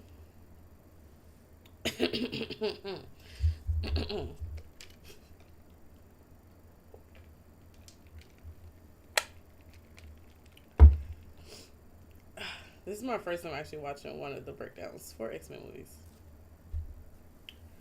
But we're watching the Marvel movie breakdown for X-Men. The very first one came out in 2000, so 26 years ago. Like, wow. But yeah. To new rock stars, I'm Eric Voss, and this is a breakdown of 2000's X-Men. This franchise is officially resurrecting to merge with the Marvel Cinematic Universe as Hugh Jackman's Wolverine joins Deadpool in Marvel's one film of the year 2024. So we knew we had to go back through all 13 of the Fox X-Men films for an X-Men Stick rewatch to break down That's new secrets and identify what elements of this franchise in which Kevin Feige got his start that he will deem worthy of bringing back in Deadpool 3. So every week, we're going to have a fresh, in-depth breakdown of each of these films, everything you missed and everything you need to know, and that includes one or two things no one really ever talks about with these films. Now, for any possible plot implications from this film to Deadpool 3 that I consider to be too much of a spoiler for anyone not following the leaks or rumors about Deadpool 3, I'm going to delay those to a spoiler section I'm calling the Danger Room at the end of the video. And to celebrate this X-Men Stick rewatch, we are doing a special X-Men themed merch release, which is really the best way to support new rock stars. Grab one of these designs by clicking the link in the description. I'm gonna have to cop. What is this? Valorant? Okay, in the opening 20th Century Fox logo, the X lingers a bit on the fade to black. They keep this going throughout the subsequent X-Men movies, and throughout this film, there are just a ton of X's prominently and not so prominently displayed in scenes, from obvious ones like Charles Xavier's necktie pin and Aurora Monroe's pendant necklace, to the way just window frames fold, but I just like that they set this Easter egg hunt up right here out of the gate. Now, the reason we're seeing 20th Century Fox here is that Marvel, of course, sold the film rights of the X-Men to Fox in the late 90s, but in 2019, Disney completed an acquisition of Fox's film and TV properties, which would be why they could now appear in the MCU. But 5 years later, why haven't we seen an X-Men movie in the MCU yet? Well, there's a specific reason that people avoid talking about that I'll get to later in this breakdown. But this franchise and its characters are near and dear to Marvel head Kevin Feige, who got his start in Marvel filmmaking as an associate producer on this film. He actually began as an assistant to executive producer Lauren Schuler Donner, one of Hollywood's most accomplished producers, and producing partner and spouse to the great director Richard Donner, director of 1978 Superman, the superhero movie that Kevin Feige always wanted to recreate with his films. What's interesting though about Feige is that he didn't really grow up as a reader of comic books. He just loved Star Trek and Star Wars and comic book movies like Superman, but when he was assigned to this X-Men film in his early 20s, he tasked himself with reading every Marvel comic he could get his hands on, and he fell in love. While director Bryan Singer banned comic books from the set, Feige was the go-to comics guru, and Hugh Jackman later said that he would sneak over to Feige's office to read up on Wolverine source material. And I just find that to be an interesting paradox, that despite Feige's reputation as a comics nerd, he was a late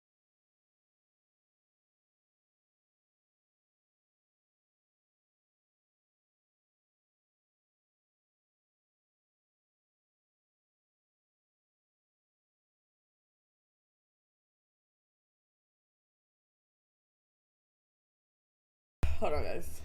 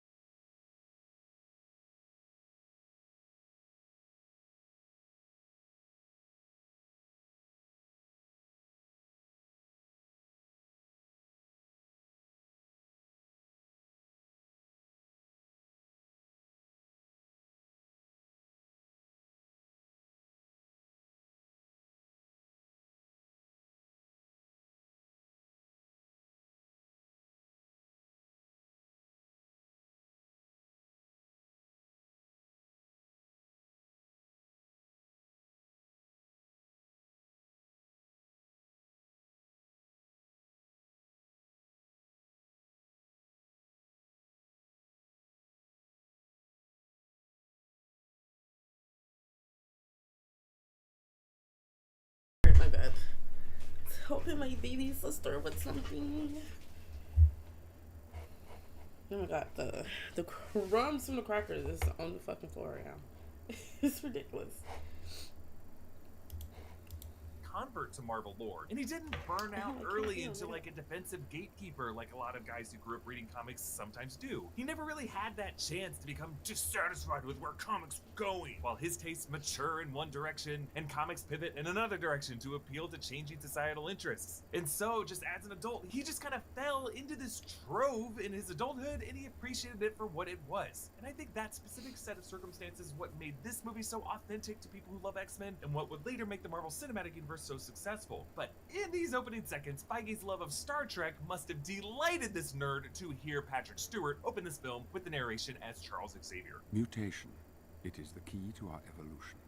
It has enabled us to evolve from a single-celled organism into the dominant species on the planet. That nigga was Now, we in are Star seeing 5 Wars. subatomic particles swirling, leaving these trails of stardust and randomly colliding, as we are seeing a mutant gene being activated, and the film depicts it as a cosmic event. Later on, in the third act, they will use the same white-tinted cosmic radiation to show how mutation can be artificially recreated. But here in these opening images, we swoop down a spinal column as light illuminates nerve endings, all parts of the body, until swooping back up in reverse into the brain, which gets locked behind a closing X door. This would be the room that houses Cerebro. I think we are beginning this whole franchise in a moment of meditation with Charles Xavier as he reflects upon the moment he was in utero and his mutant gene was activated.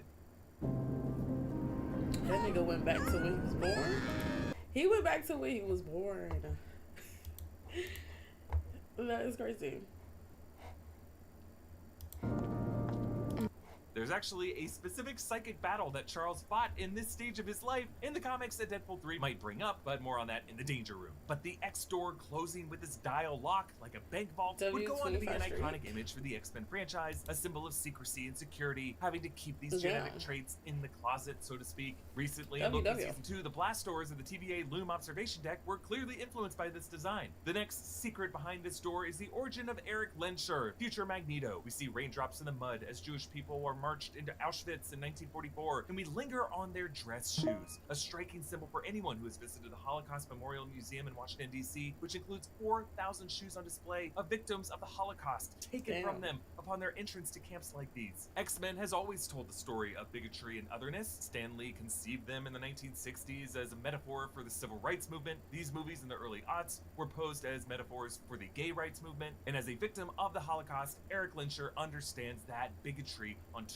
fronts. Young Eric notices the prisoner tattoos of the prisoners on the other side of the fence, and later on in this film, he will look down at his own tattoo, a constant reminder of mankind's capacity for cruelty and intolerance. As Eric is separated from his family and hears his mother screaming for him, he inadvertently uses his powers, forcing the gates outwards and bending them into the shape of an X. While for Charles, an X on the door is a symbol of secrecy and inner meditative illumination, X marking the spot, so to speak. For Eric Lensher, it's a symbol of pain. On to another origin story. In Meridian, Mississippi, the not-too-distant future, Marie, who will later take up the moniker of Rogue, played by Anna Paquin in this movie, fantasizes about a post-high school trip to Canada, which is what leads her there when she runs away. She has a Statue of Liberty sticker foreshadowing the final battle, where she will get her iconic silver hair streak. Her boyfriend goes in for a kiss, and his blood vessels bulge out of his skin as she drains the life force from his body. I love that uncertain look that Paquin gives right before the kiss, as if skin-to-skin contact might have had this effect on others for her before, just on a smaller scale. In the comics, his boyfriend is identified as Cody, and this makeout session rendered him permanently comatose. But notice how, in this movie, Magneto and Rogue are the only two characters for whom we see origin stories in this movie. Not Wolverine, not Professor X, not Scott Summers, just these two characters. Because really, secretly, this movie is about these two people gradually getting closer and closer together as Magneto is hunting her down to exploit her for his own agenda. Jean Grey testifies before the U.S. Senate explaining what we just saw.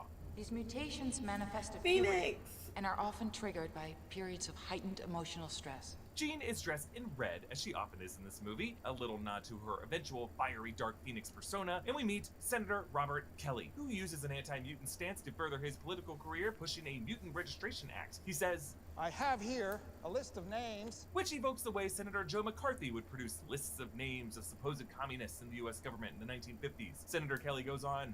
Here's a girl in Illinois who can walk through walls. Obviously referring to Kitty Pryde, aka Kitty. Shadowcat. We will see her later in this film and in X2. The character was recast as Elliot Page for The Last Stand. Senator Kelly fearmongers that the girl could infiltrate the White House, which is a threat that manifests in the opening sequence of X2 with Nightcrawler. Senator Kelly says the American people deserve the right to know whether their children are going to school with mutants, to being taught by mutants, and in the year 2000, this was a thinly veiled metaphor for the persecution of LGBT teachers, an issue that sadly keeps coming back up. Charles, watching from the gallery, turns his head, sensing Magneto's presence. Charles is the mutant Kelly was referring to, obviously, who can enter our minds, but chooses not to in this moment. Eric Lensher is wearing a hat not unlike the one his father wore in the opening scene, and this walkway isn't like any in the actual US Capitol, but, you know, neither was that Senate room. Remember, this is a not too distant future. This walkway is actually Roy Thompson Hall, a concert venue in Toronto. They're surrounded by X's all around them on the windows, as if to say, X genes are everywhere, all around us. And Eric is reflected in the glass panels of that walkway, kind of like the look of his prison at the end of the film. Charles says, Mankind has evolved since then. Yes,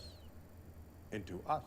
I love the shot composition of the scene. Charles's face is illuminated in sunlight, Eric's is in shadow. Charles is represented often with the X of his wheelchair spokes in the foreground, while Eric looks small in the background. The relationship between these two characters was inspired by the one between Dr. Martin Luther King Jr., the civil rights leader who preached non-violent resistance and legislation, as opposed to Malcolm X, who preferred change by any means necessary. Both men were necessary to further the advances of the civil rights movement. And yes, obviously this is a philosophical debate that Ryan Coogler brought back to its racial roots when he was staging the conflict between T'Challa and Killmonger in Black Panther. Rogue hitchhikes to Laughlin City, a fictional town in northern Alberta, Canada. This truck driver with a big walrus mustache who drops her off is George Buza, the voice of Beast in X-Men the Animated Series and a few video games. My name is Mr. McCoy. This is Laughlin City. And we meet Logan, Wolverine, Hugh Jackman. He's not quite as jacked as he would become in subsequent X-Men movies, but that's part of why we love him in this movie. He's still badass without being, like, huge. He's so small, so young.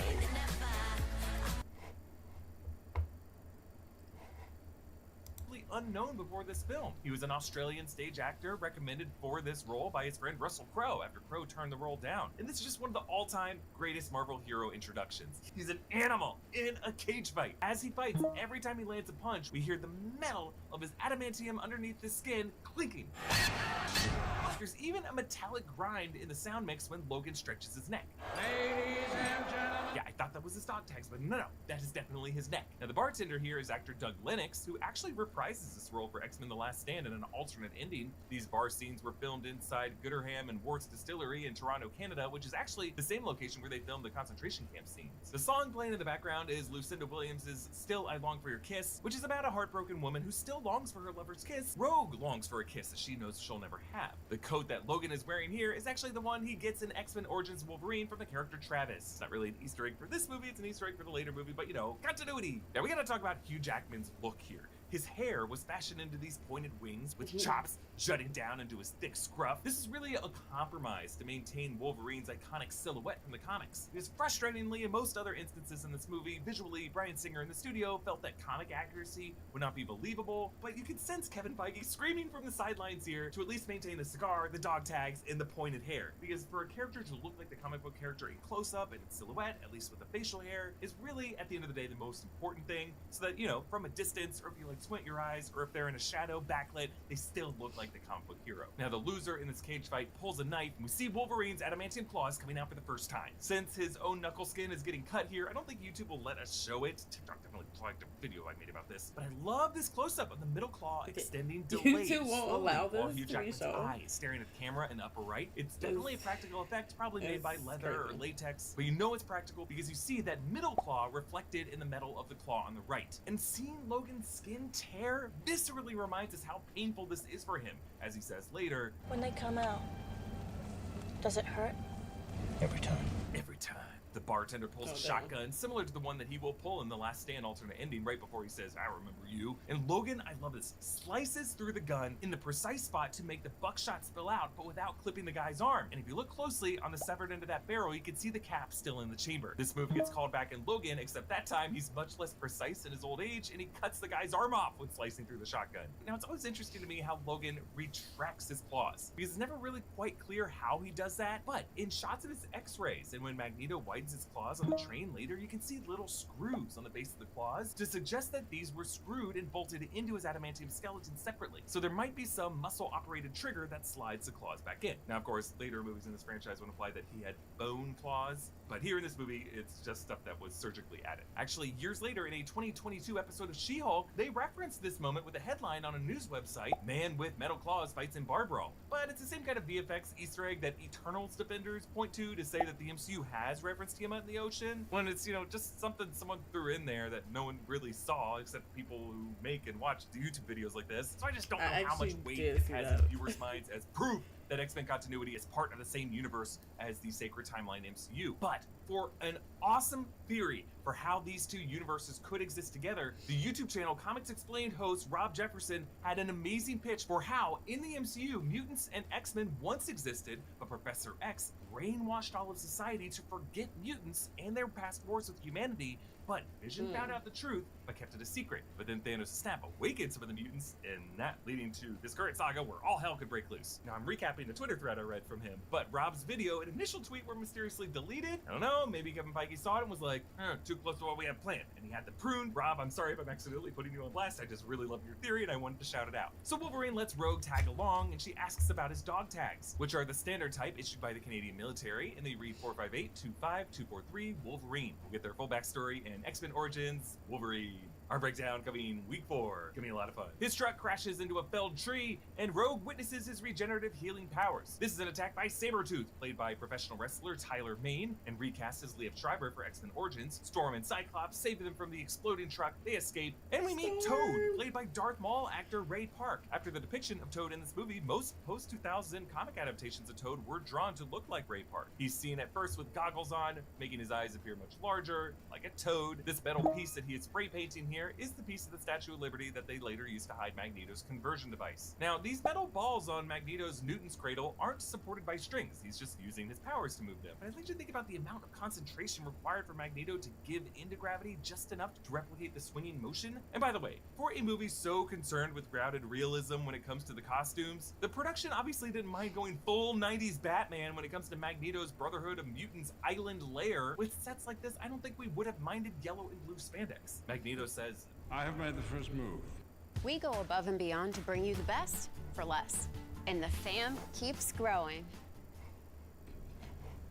That is all they know. As we will see in the final scene, this is all one big game of chess between Eric and Charles. Logan springs awake, frightening Jean Grey, and we are in the X-Mansion basement with its shiny blue and gray surfaces and its X doors looking just as it does when it's recreated for the Marvel's post-credit scene. Charles telepathically directs Wolverine to the elevator and through the ground floor of the mansion. Indeed, this is a chess match. Charles is moving his pieces around the board as much as Eric Lencher is. Logan enters Charles' office where he's teaching a smaller class that includes a few familiar young mutants that don't get called out by their monikers in this film, and most of them get recast for sequels, but there is Shadowcat Kitty Pryde, she's the one who runs through the door, Iceman Bobby Drake, that's Shawn Ashmore's character, this movie's Pyro, we'll talk about him later, Mirage Danielle Moonstar, who later gets played by Blue Hunt in 2020's The New Mutants, and this movie's Jubilee on the far left. And take a look at that chalkboard. Charles has drawn some diagrams about the nature of perception and the way light reflects off objects. Now, I used to think that this was a visual nod to the way Cyclops will angle his optic blast in the final battle, like refracting it through his lens at an angle like that, but the deeper detail is actually way more interesting. As Charles assigns the essays, listen closely. I'd like your definitions of weak and strong anthropic principles on my desk on Wednesday. He says he wants them to write about weak and strong anthropic principles. So what does that mean? The anthropic principle basically says that you can only take into account things you are able to see as opposed to what you're unable to see, because what you're unable to see will bias your opinion of that thing, because you're not basing it off of any kind of objective perception. So strong versus weak. The weak anthropic principle states that you observe the universe as having the right conditions for you to exist, because if it had different conditions, you would not exist to observe that. The strong anthropic principle states that either there are an infinite number of universes, or our universe is infinitely large with slightly different parameters / conditions and laws of physics, and human observers are only present to observe where the conditions of this universe permit them to exist. So the weak principle is actually assumed to be correct, but when it comes to the world of movies, with things like the multiverse saga, in which the MCU is merging with an alternate X-Men universe, movies definitely use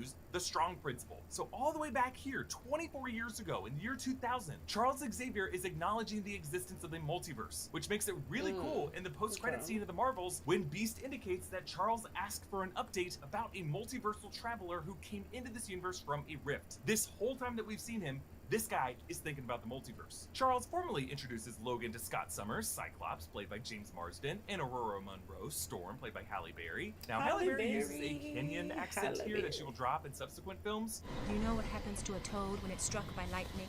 At a school for people like us, where we can be safe. Both characters actually had scripted scenes that were cut from the film. Aurora was accidentally going to destroy her hometown in Kenya with her powers. Scott, we were going to see destroying his high school bathroom. These two scenes were not shot for the film, but Scott's origin was obviously eventually seen in X-Men Apocalypse when he's played by Ty Sheridan. And I think it says something about how good this movie was, in which pretty much all the leads in the cast you could see being A-lister stars in movies today. Hugh Jackman, James Marsden, Halle Berry, Patrick Stewart, Ian McKellen, Anna Paquin, Sean Ashmore, Famke Janssen, Rebecca Romijn. Like, these people just didn't disappear from Hollywood. Now, Logan tells them that he doesn't need medical attention, and Charles is like, yes, of course, because he knows that part of Logan's abilities is rapid healing. Now, Scott holds out his hand to shake Logan's, but is denied, and I just love that we see that animosity right off the bat between these two characters, because it just wouldn't feel right to have an X-Men movie where these two were like best friends. And I just noticed a really fun detail here. When Jean Grey passes by, Logan totally checks her out, and Scott notices this. You could see him turning his head like, dude, bro, Logan hates that they all have nicknames, and he tells Charles, what do they call you, Wheels? Which is actually an ad-lib from Hugh Jackman. The original script had him saying, what do they call you, Baldy? And remember, the Burger King Kids Club did have a member in a wheelchair whose nickname was Wheels. Ah, the 90s, folks. But I like that this movie doesn't shy away from Charles calling them Storm and Cyclops and Magneto. Like, the MCU would do away with superhero monikers, at least in the early phases, and I just think it's time they came back. It's what I'm most looking forward to from the Multiverse Saga and the Mutant Saga. During Charles's monologue about the school, we get a quick appearance by this character who's sketching by the pond. This is actually Peter Rasputin, aka Colossus. Donald McKinnon plays him here. Daniel Cudmore will play him in X2. We see a kid cheating at basketball by using his teleportation powers, but obviously this isn't Nightcrawler. Another kid shouts at him, hey, no powers! And we're seeing just a core tenet of Xavier's school is to teach young mutants to hone their powers, but to avoid using them to cut corners. And I believe this kid with glasses is the same kid with glasses who will later look out the window and see the jet flying out of the basketball court, thinking, wow, I could have accidentally teleported down into a jet basement. And we see Storm lecturing about the Roman Empire. See, Hollywood is to blame for men thinking about the Roman Empire at least once per day. Now, we only see the chalkboard here in this scene with Roman Empire written on it, and also Emperor Constantine, but in a deleted scene, her lecture goes into more detail. Lads, what's the first thing a bird notices about you? Your natural manly sense! And what do women hate? The Roman Empire.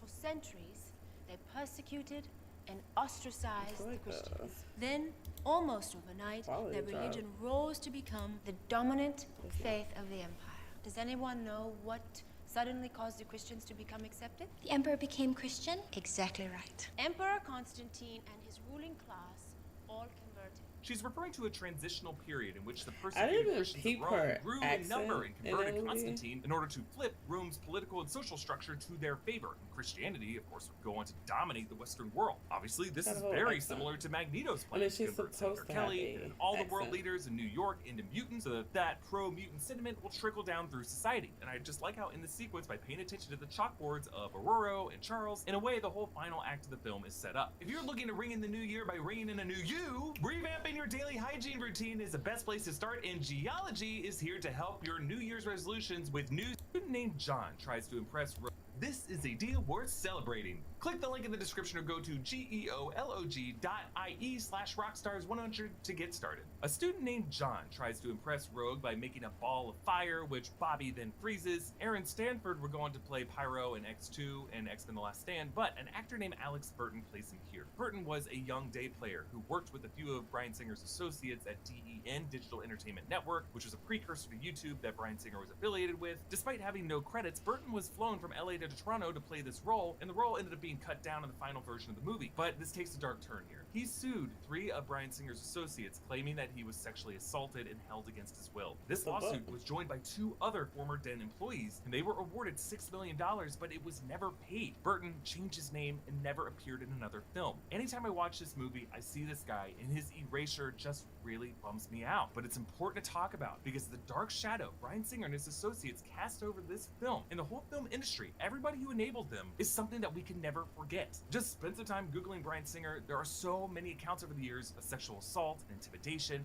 all kinds of horrible things. I broke down an investigation that Marvel's X-Men delays might be due to legacy producers like Bryan Singer contractually obligated to payouts and credits for any future films with, quote, X-Men in the title. That is, for better or worse, how this industry works. So I just think we cannot sweep this under the rug. It's continuing to plague Hollywood in all kinds of ways. It's okay to still like this movie and appreciate the good things about it, but there is always more to the story that we cannot forget. So Sean Ashmore plays Bobby, aka Iceman here, after playing Jake in a short-lived Nickelodeon Animorphs series. He will go on to play Lamplighter in The Boys, a character who has pyro powers. His twin brother Aaron Ashmore actually played Jimmy Olsen in Smallville. Senator Kelly's motorcade passes signs reading, "Mutants are killers, human rights, protect our children." And also this one, "Send the mutants to the moon forever." Now the moon in Marvel lore is the home to the Inhumans, which was actually created by Marvel in order to get around the X-Men film rights issues. Like you may remember, in the 2010s, Marvel CEO Ike Perlmutter was like pushing Inhumans and humans, and even made Kamala Khan an Inhuman, even though they wanted to make her a mutant so that they could make film adaptations out of the Inhumans and not the mutants. And since all of these are now under the Disney umbrella, that's why they made Kamala Khan a mutant in Ms. Marvel. Also, we should point out, in the comics, the X-Men also set up a lunar compound near the blue area of the moon.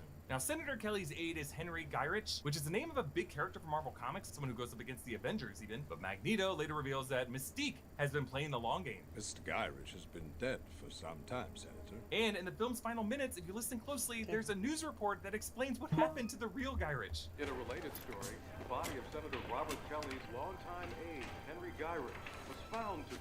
Preliminary coroner's reports seem to indicate that Gyrich was mauled by a bear.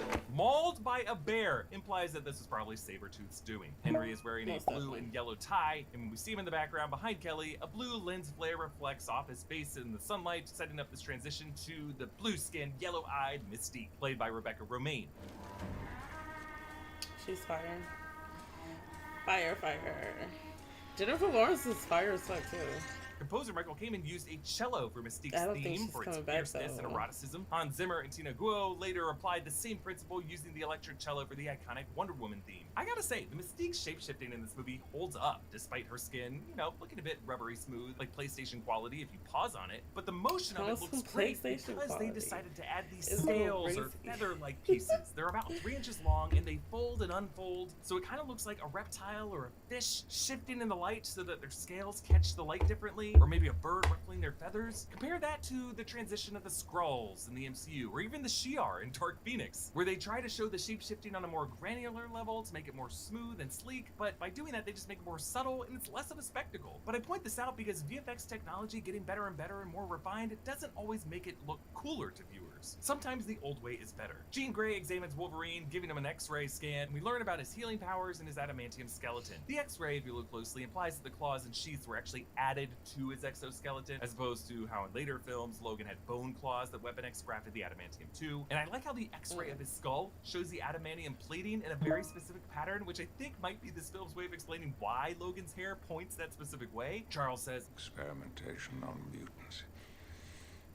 It's not unheard of, but I've never seen anything like this before." Now later on in X-Men First Class, we see a younger Charles and a younger Eric briefly encountering Logan in the early 60s, leading to one of the all-time best cameos. Go yourself. But how much Charles actually knows about him here at this point is just unclear. Because when they made this movie, they didn't know that like 11 years later, Matthew Vaughn was going to be doing that scene. Magneto's machine uses his powers to harness this goofy CGI light to irradiate the whole compound that recalls the light that we saw in the swirling particles in the opening imagery. Now, if Marvel Studios ever wanted to, they could use this as a kind of predicate to say cosmic radiation can turn people into mutants or activate a mutant gene in any dormant mutants. That way, that could tie in Thanos' snap that released a universe-wide blast of cosmic radiation as a way to create narrate an MCU mutant awakening. While flirting, Jean Grey reads Logan's mind and she sees flashes of the Weapon X program and everything that William Stryker did to Logan. And I like how, back in that memory, Logan's eyes open in that tank, as if back in that moment in the 80s, he sensed Jean looking into his mind. I bring this up because Days of Future Past establishes the existence in this X-Men continuity of consciousness-based time travel, in which Kitty Pryde can project one's consciousness into the body of their past selves. So if Kitty could do that, why not the future Phoenix? Now, I'm not saying the 2000 film intended this moment to be that, but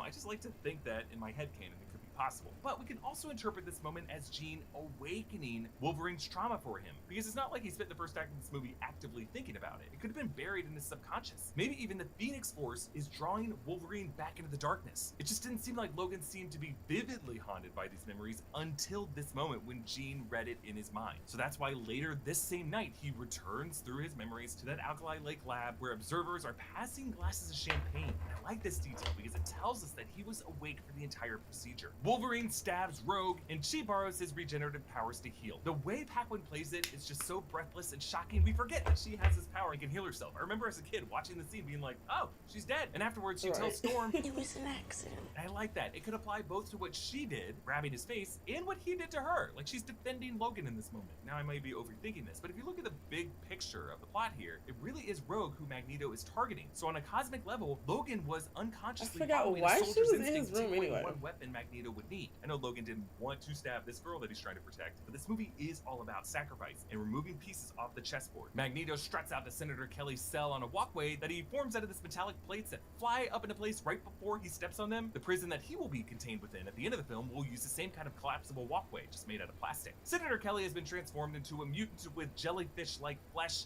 and he emerges naked on a beach, passing this hot dog vendor, a non-speaking Stan Lee cameo. This is actually his first appearance in a Marvel movie after appearing in many Marvel TV shows and having his cameo in Blade Cut. He also obviously had a cameo in 1995's Mallrats, but that's just, a cool movie, not necessarily a Marvel movie. And also, this guy in a plaid shirt on the beach is the director Gary Goddard, the director of the 1987 Masters of the Universe film, and like Bryan Singer, has his own list of sexual assault allegations. I know, guys. Now, at the start of this scene, Bobby shames Rogue for using her powers and tells her to leave the school and never come back. But, Yellow Eyes! It's Mystique! This is the first of many instances in this franchise when Mystique will impersonate others, but then flash her yellow eyes as kind of a wink to camera, even though it would risk exposing her masquerade to anyone nearby who just happens to be watching this person. It's a very silly thing, but it's just kind of a fun wink that these movies always do. Charles takes them into Cerebro, and the door scans his eye, giving us another X reflection in his pupil. Now, when he uses Cerebro, it's always interesting to me to see how many mutants he passes through, and how most of them are middle-aged. Like, all of them are older than the students and the teachers at Xavier's school. It's just a reminder that many mutants in this world have already been living in the shadows for several generations, and might not even be aware that they possess the mutant gene. Wolverine finds Rogue on the train, and she says this really interesting line. The first boy I ever kissed ended up in a coma for 3 weeks. I can still feel him inside my head.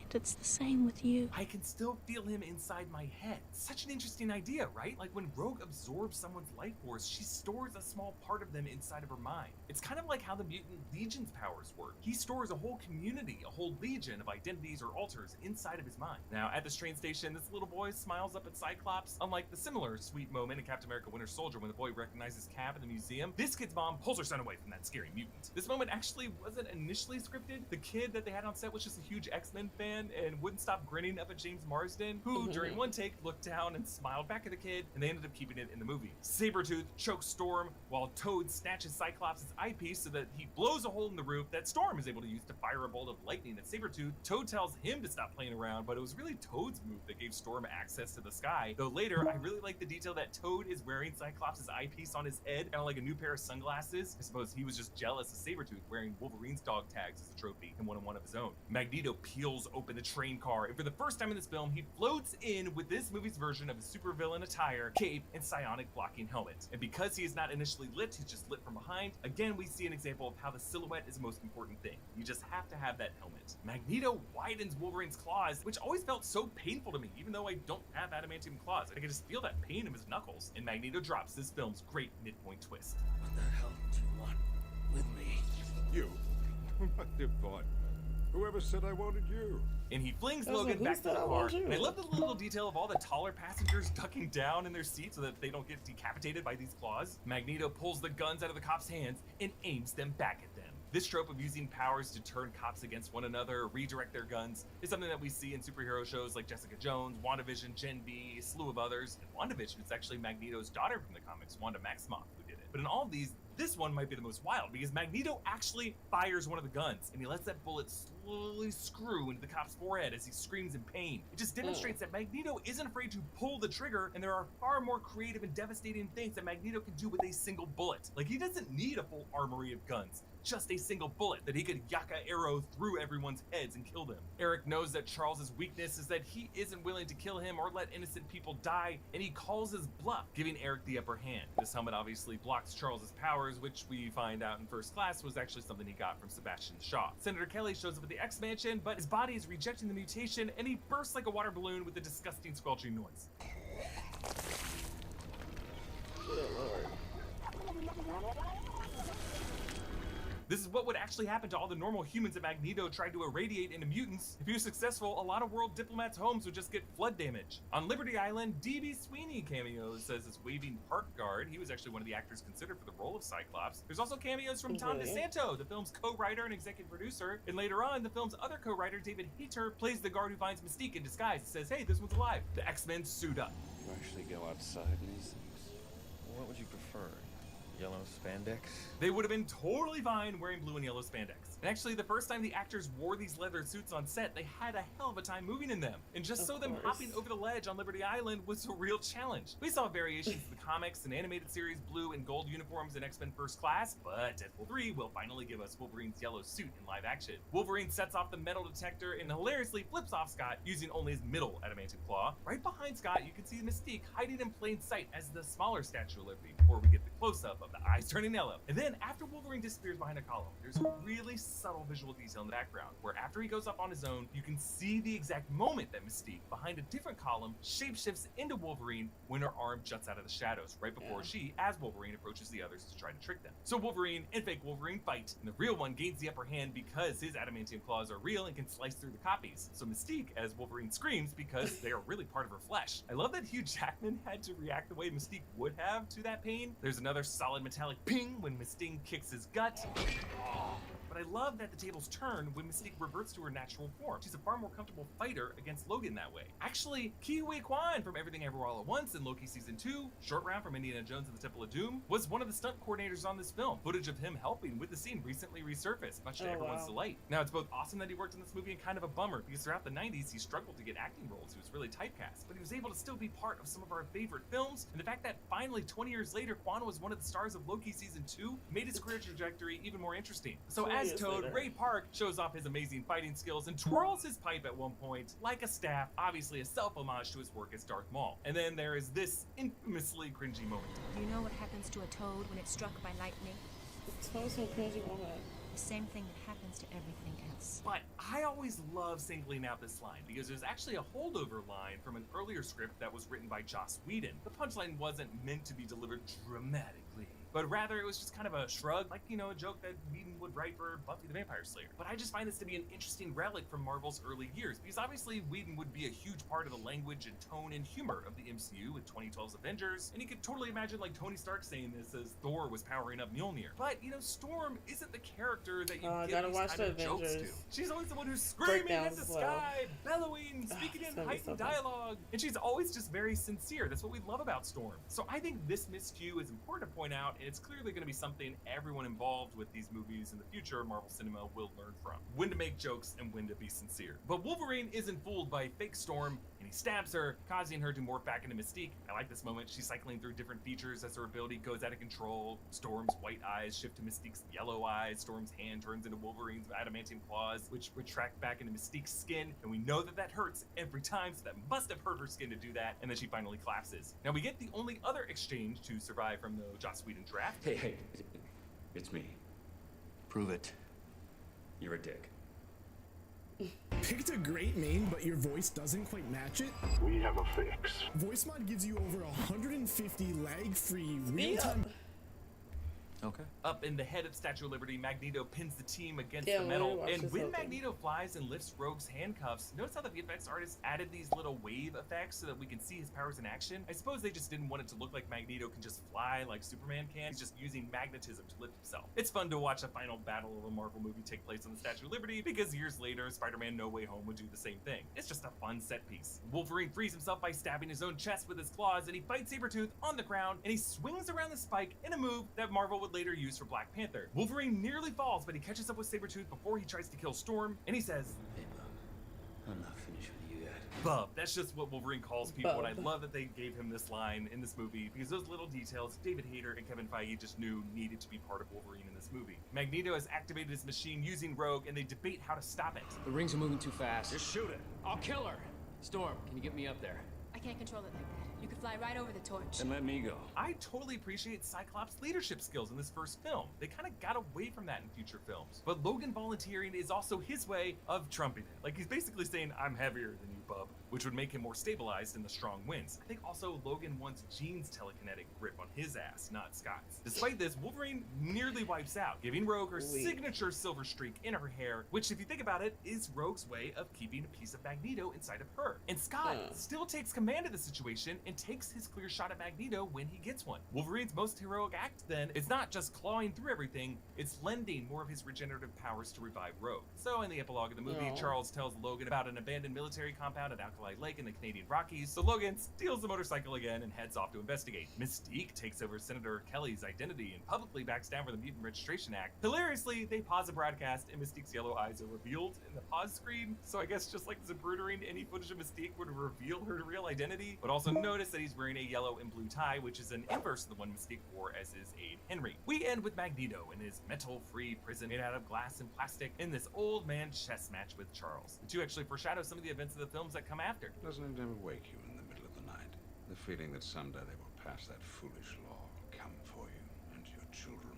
I feel a great swell of pity for the poor soul who comes to that school looking for trouble. X-Men Apocalypse will end by referencing this same exchange. Doesn't it ever wake you up in the middle of the night, the feeling that one day they'll come for you? Bald as hell. And your children.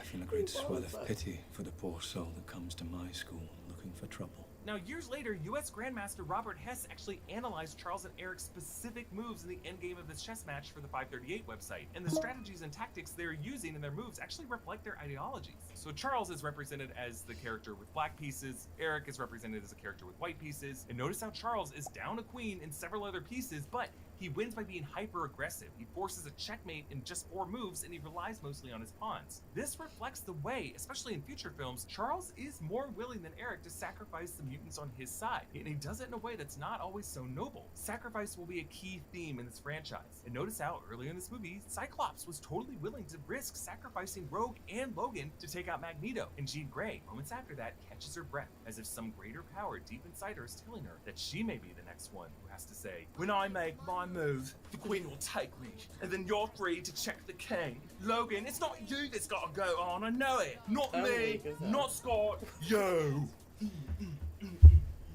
Okay, I'm getting away from that cringy moment to the danger room, where we're going to discuss some possible Deadpool 3 spoilers. So if you don't want to think about Deadpool 3, you're welcome to stop watching this video. Okay, first detail, the 20th Century Fox logo. What a fun image to open this movie with, because it is the iconic image from all X-Men movies, and Deadpool 3 seems to be bringing it back as a literal set piece, a crumbling version of this studio logo in a void-esque scrapyard that Deadpool and Wolverine are going to fight on top of. Okay, let's talk about Charles's psychic battle as a baby. Later comics would establish that Charles had a twin sister in the womb, Cassandra Nova, whom baby Charles would battle and defeat with the psychic blast, but Cassandra would survive and later come back to haunt him. Cassandra Nova is rumored to be the role Emma Corrin is playing in Deadpool 3, but could be seen Charles reflecting back on that baby battle here in the opening seconds of X-Men 2000. Okay, that covers everything from the first X-Men film, and by the end of the series, I will rank every single one of these 13 movies in quality. But I can say, this movie holds up. It's a lot of fun, and the success of this movie and the success of Blade from 1998 would set the stage for every Marvel movie that would come after it. If those movies were not successful, we would not have a Sam Raimi Spider-Verse, we would not have an MCU. So next week will be our breakdown of the sequel to this film, X2, X-Men United from 2003. A huge thanks to Gina Ippolito for her help writing this breakdown. You can support New Rockstars with some X-Men inspired merch.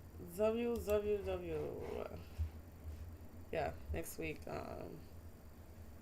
probably going to watch the X2 breakdown. Do I want to end YouTube? I think I'm going to end YouTube.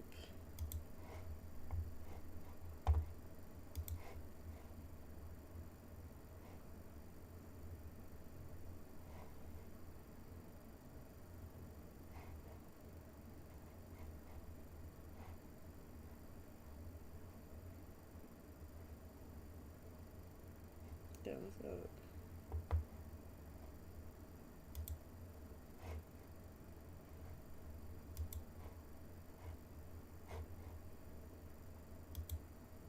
Okay, good night.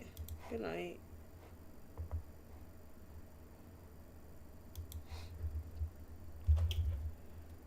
This person never takes my yuck. Let's see if they're gonna message me back when I'm getting off the damn game. That's what's gonna happen.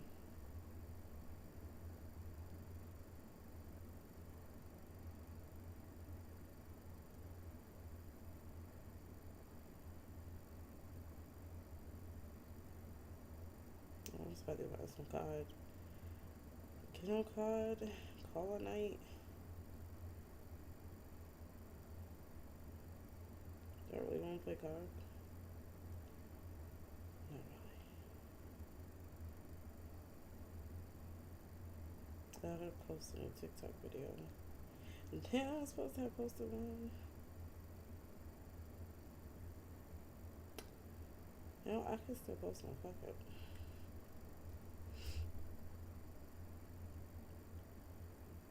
Make sure I end YouTube. Okay.